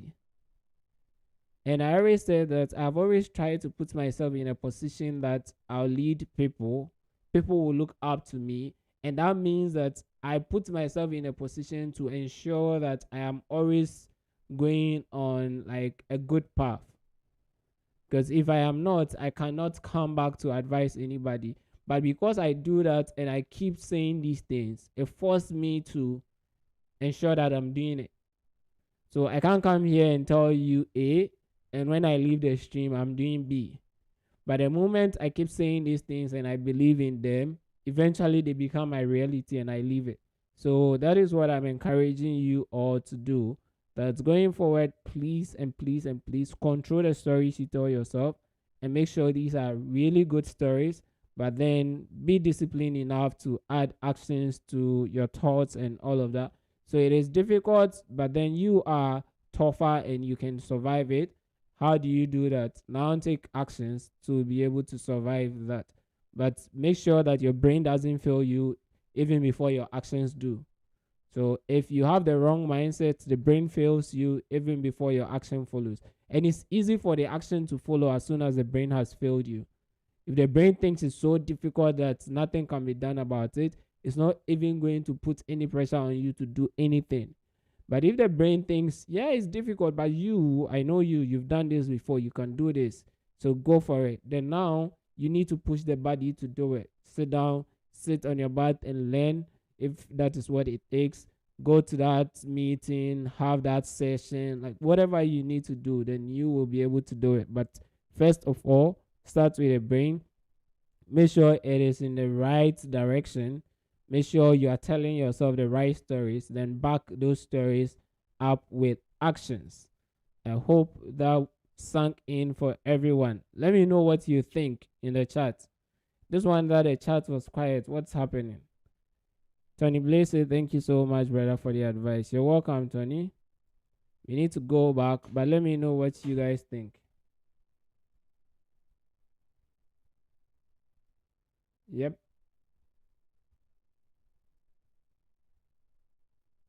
Are you there? Or am I the only one speaking to myself today? Am I speaking to myself? I can see people on the stream. This is strange.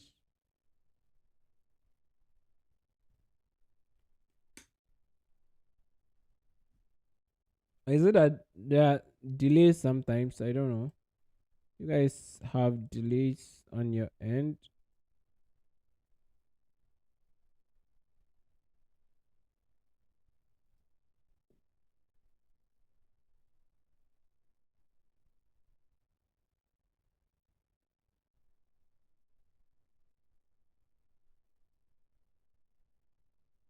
Okay. Okay. Great. Great. All right. Anyway, so I'm glad to hear. And uh okay, just to say, yeah, I really agree. Yeah, exactly.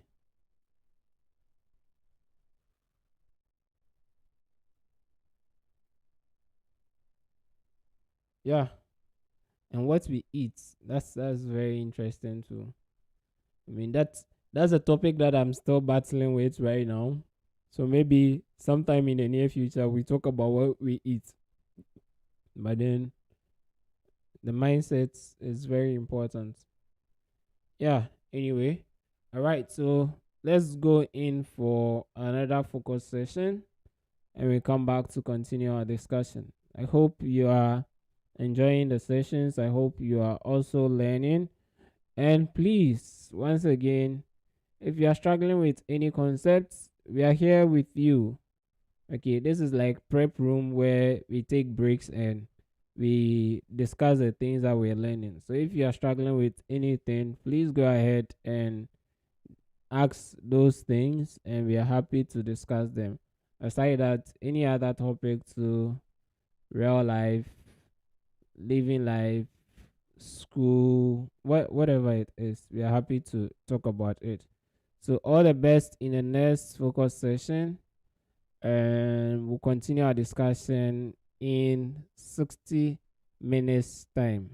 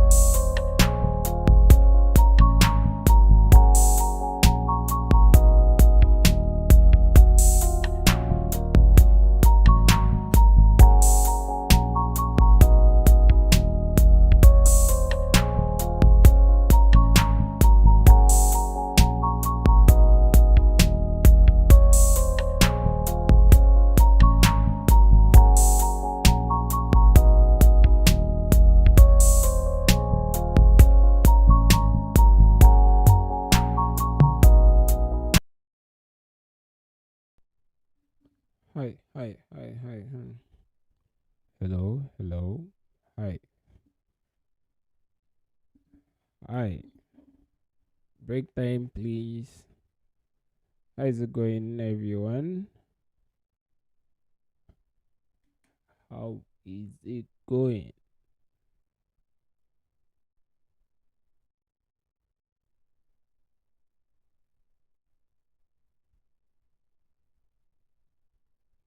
How is it going? Good, great. Yep. So,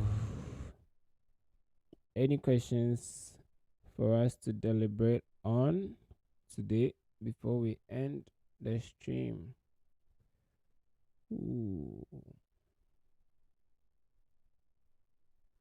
And by the way, those of you who joined for the first time who didn't join in early, please use the form to sign up. I mean, if you're interested in being a member of the community and joining us every single time, you're welcome to join the community by filling out the forms.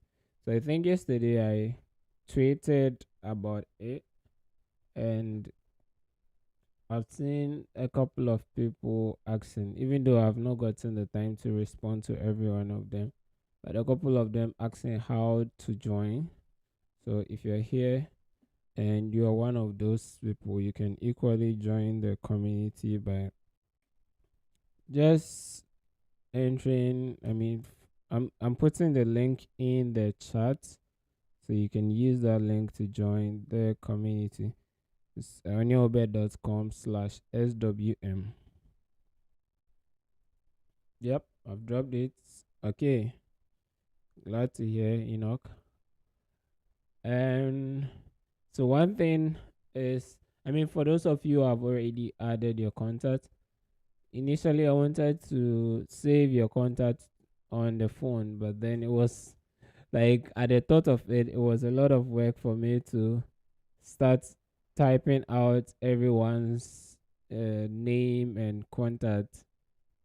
So this morning I decided that why am I a programmer? I mean, at the end of the day, I'm a software engineer for a reason. So I needed to find out how best can I write some code to now convert, I mean, the output from the Google form. Can I get those content and convert it to a VCF, which is like the file type for contact, so that I can just double click on that file on my phone and it will automatically import all the content, all the contacts in there onto my phone. So that's really something that I was thinking about this morning, and I ended up getting something. I got the VCF right before I started the stream.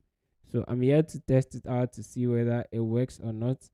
But hopefully it works, so that by a click of the file, I'll have all your contacts stored on my phone.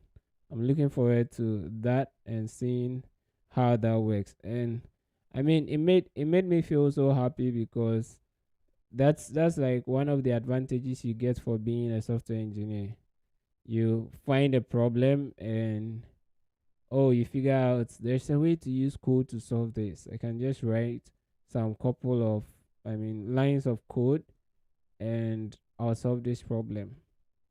And that makes me excited about the journey we are on right now. Enoch says, can you say something about the dialect and DB API that's in SQL Alchemy? Hmm. If you had asked me this question, like, what is it called? Maybe is it a year? Probably a year from now, I would have given you like the best answer, because I read a lot about it. But right now, I may have to reference it to be able to speak to it. But what I remember is this. Uh, Okay, maybe I should just go look for some information to guide me explain it in order not to give you any fake thing. But I think that blog post, did I discuss it in the blog post where I talked about DB? How is that called? MySQL DB. MySQL DB. Did I talk about the dialect and oh, I didn't?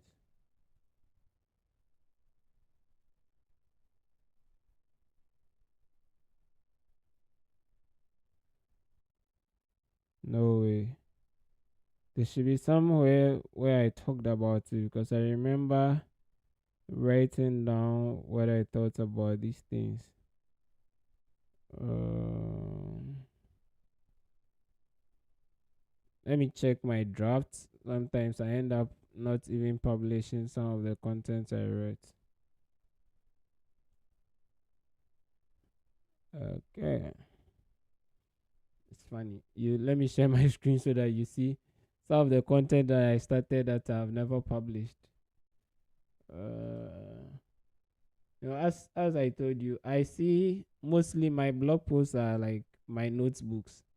So sometimes I start something, but then because I've not gotten it ready for publication, I just do not publish it. And other times too, I don't get time to go back to those same things again. So that means I'll not publish it. Yeah. Oh, where is that? Here. So for those of you who are doing printf, you see I started a series on printf May 26th last year. May 26th last year. I started ALS. No. How is that May 26th of this year or last year? I don't know. Because I started ALS on 9th May, right? I think so. And this is something I started writing about printf. Unfortunately, I couldn't get anywhere and I haven't printed it. Hey, sorry, I said I haven't printed. I haven't published this because this is way. It's as if I haven't covered anything at all.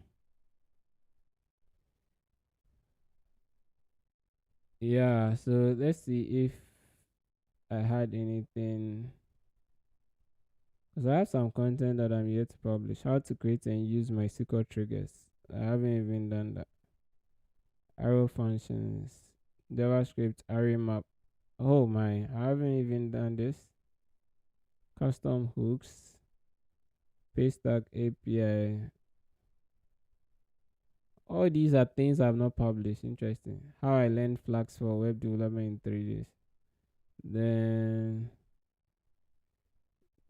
jump search. Okay. How? How do I have so many things but never publish any of these?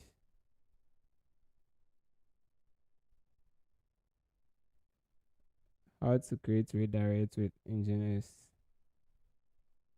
I thought I published this thing. Oh man. So all this while this has not been published.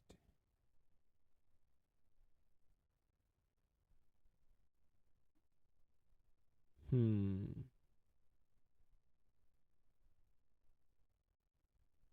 I didn't continue this one. Mongoose Paystack.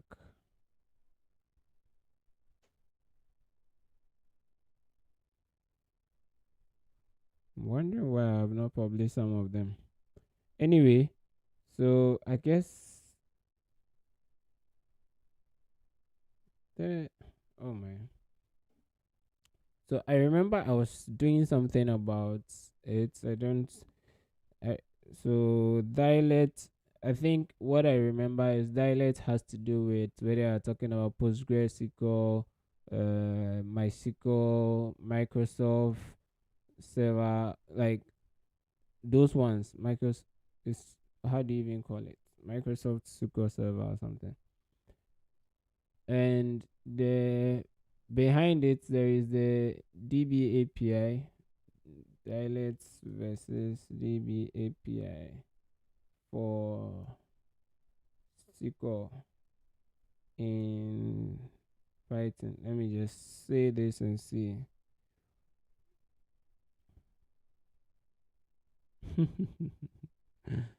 Eh, interesting.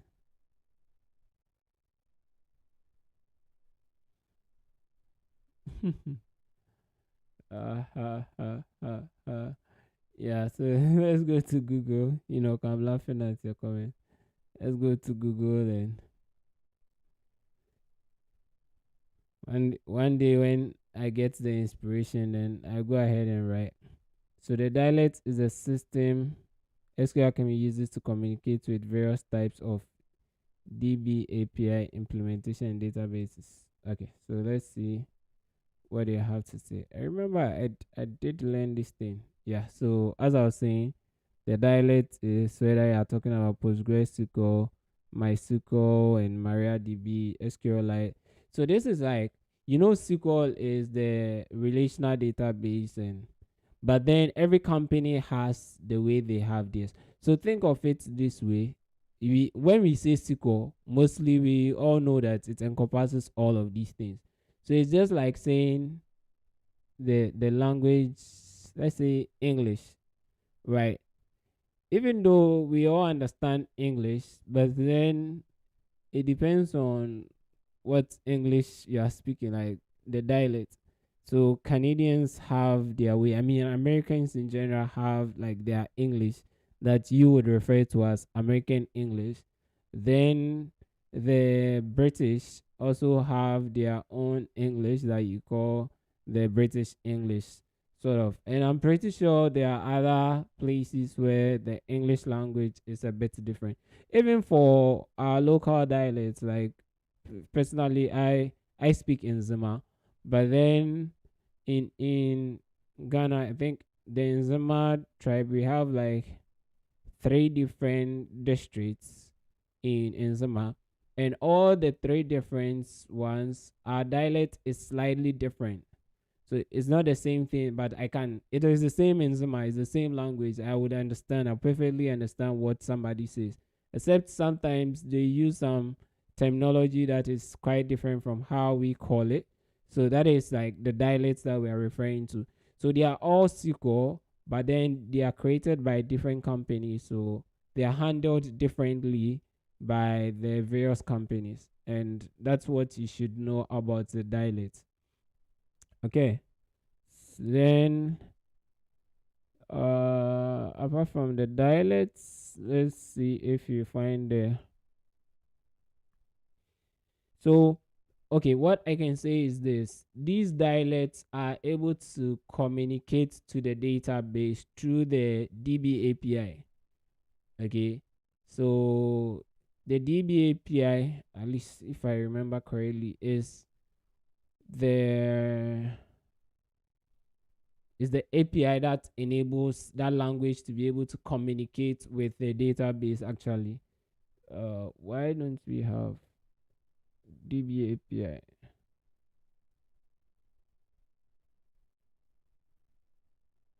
Mm-hmm.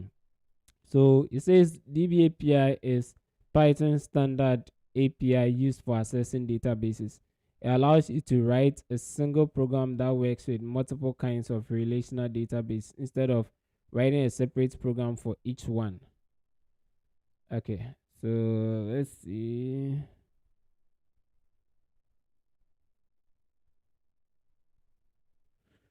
Oh,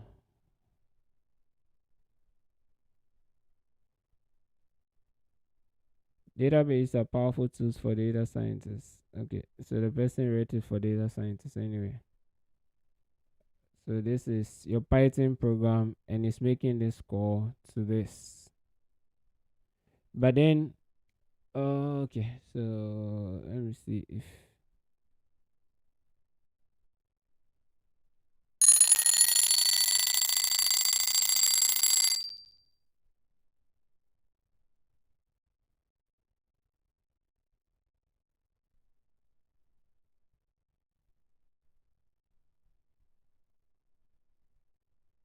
So let's read this one, the mechanism. So there is a mechanism by which Python program communicates with the DBMS. Remember that if you are using SQL Alchemy, you are using an ORM, that is an object relational mapper that maps your Python object to the database itself, so that you don't have to explicitly go out to write the code themselves, write the SQL code itself. Okay, so at the end of the day, I think the DB API has been made such that it can communicate with all aspects, all dialects of SQL. So whether you're using MySQL, you're using PostgreSQL, or whichever dialect you're using, is able to communicate with it. But the important thing is that it is taking whatever you are writing in Python and reading from what is here. The application program begins a database access with one or more API calls that connects the program to the DBMS. So you would have established a connection. I think when you're using SQL Alchemy, you'd have to use a connector, a database connector. So in our case, we use the MySQL DB, which is a database connector. So MySQL DB is what you're going to be able to now connect your application. So the application program begins a database access with one or more API calls that connect the program to the DBMS. So that's the work. This first one will be the work of the MySQL DB that you have. Then to send the SQL statement to the DBMS, the program builds the statement as a text string and then makes an API call to pass the contents to the DBMS. So that's what the DB API is doing. What you have written as a Python object and you want to execute, once you're executing anything, it's actually sending it as a text string. So behind the scene, this is what is happening. It's making an API call to the DBMS with the content that you have created, or what the statements that you have written as a text string. The application program makes API calls to check the status of the DBMS request and to handle errors. The application program ends its database access with an API call that disconnects it from the database. So an example is this. For you to, the first thing is for you to connect to the database management system. Then afterwards, it's now since the call, the next call will be the SQL statement. In this case, update employees, blah blah blah. So that's a SQL statement to update something. Then execute command, status check command, and if it is okay, you can then return the data and you finally disconnect from it. Okay, anyway, so I hope you get like the idea behind it. As I said, if you had asked me this question last year, I probably would have gotten way better answers for you, because I took some time to go and read on this database, Python database API.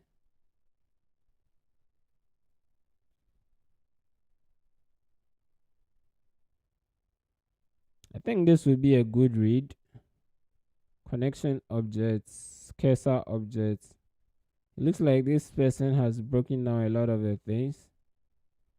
Let me see. I was expecting more, but anyway, I think this person did well here.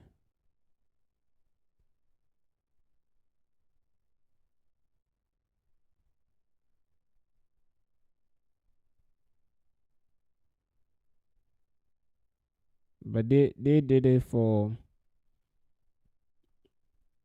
So API is a language and message format used by an application program to communicate with the operating system or some other control program, such as database management system or communications protocol. APIs are implemented by writing function calls in the program, which provide a linkage to the required subroutine for execution. Thus, an API implies that a driver or program model is available in the computer to perform the operation, or the software must be linked into the existing program to perform the task. So essentially what we are saying is that if we are using the Python DB API, it is helping us connect to something on our computer, which in our case would be MySQL. So whether you installed MySQL Server, MySQL Workbench, whatever SQL, okay, dialect that you installed, whatever SQL that you have installed on your computer, the Python DB API will enable you to communicate with it. So I think that's what it means here. Yeah, I hope I haven't ended up confusing you. Yeah. Anyway, let me stop sharing my screen.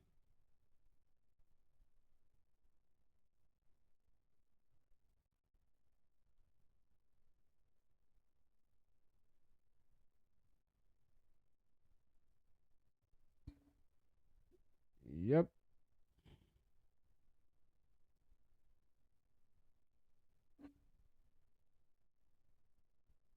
Was it any helpful, or did I end up confusing? I mean, if I ended up confusing you, tell me. That maybe I need to take some time to reread it, then put things into perspective, and I can explain it better. But at least my current understanding is what I shared. Okay. Where is everyone else? Today looks like people are down. Today is Wednesday. Are you all tired already? Or you're sleeping already? Hmm? Which is which?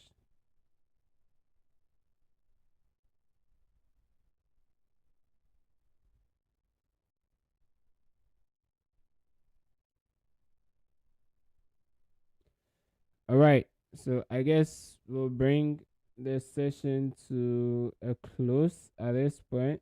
Since no one has a question or anything for us to discuss, we can bring the session to a close now. And we'll be back here tomorrow. Tomorrow by this time. Yep, we'll be back here tomorrow, God willing. So please take good care of yourself. Today we didn't see Geraldine, Ebenezer, Yeboah, we didn't see Lovette, Destiny, Tommy Tucker. I think I have to start calling out the register. I have to start calling out to register every time. All right, Pascal, you're welcome. So, same time tomorrow, we're meeting. Please do well to get enough rest so that tomorrow you are able to learn as much as you want to. Thank you all so much for showing up and for engaging with us. Jude, Satan, Pascal, Mark, Joseph, NK Zone, Kobe, Maiwa, Tom, Shadrach, Forerunner, Erasmus, Amrani, who else? I think I got. Did I get everyone? Okay, Tony Blaze, Ayan, Solomon. Solomon, if you're still here, I hope you have signed up and you are willing to join us regularly. And yeah, everyone else who joined and didn't comment as well, I appreciate you all for your time, and I look forward to meeting you, God willing, tomorrow. Until we meet again tomorrow, God willing, it's bye for now.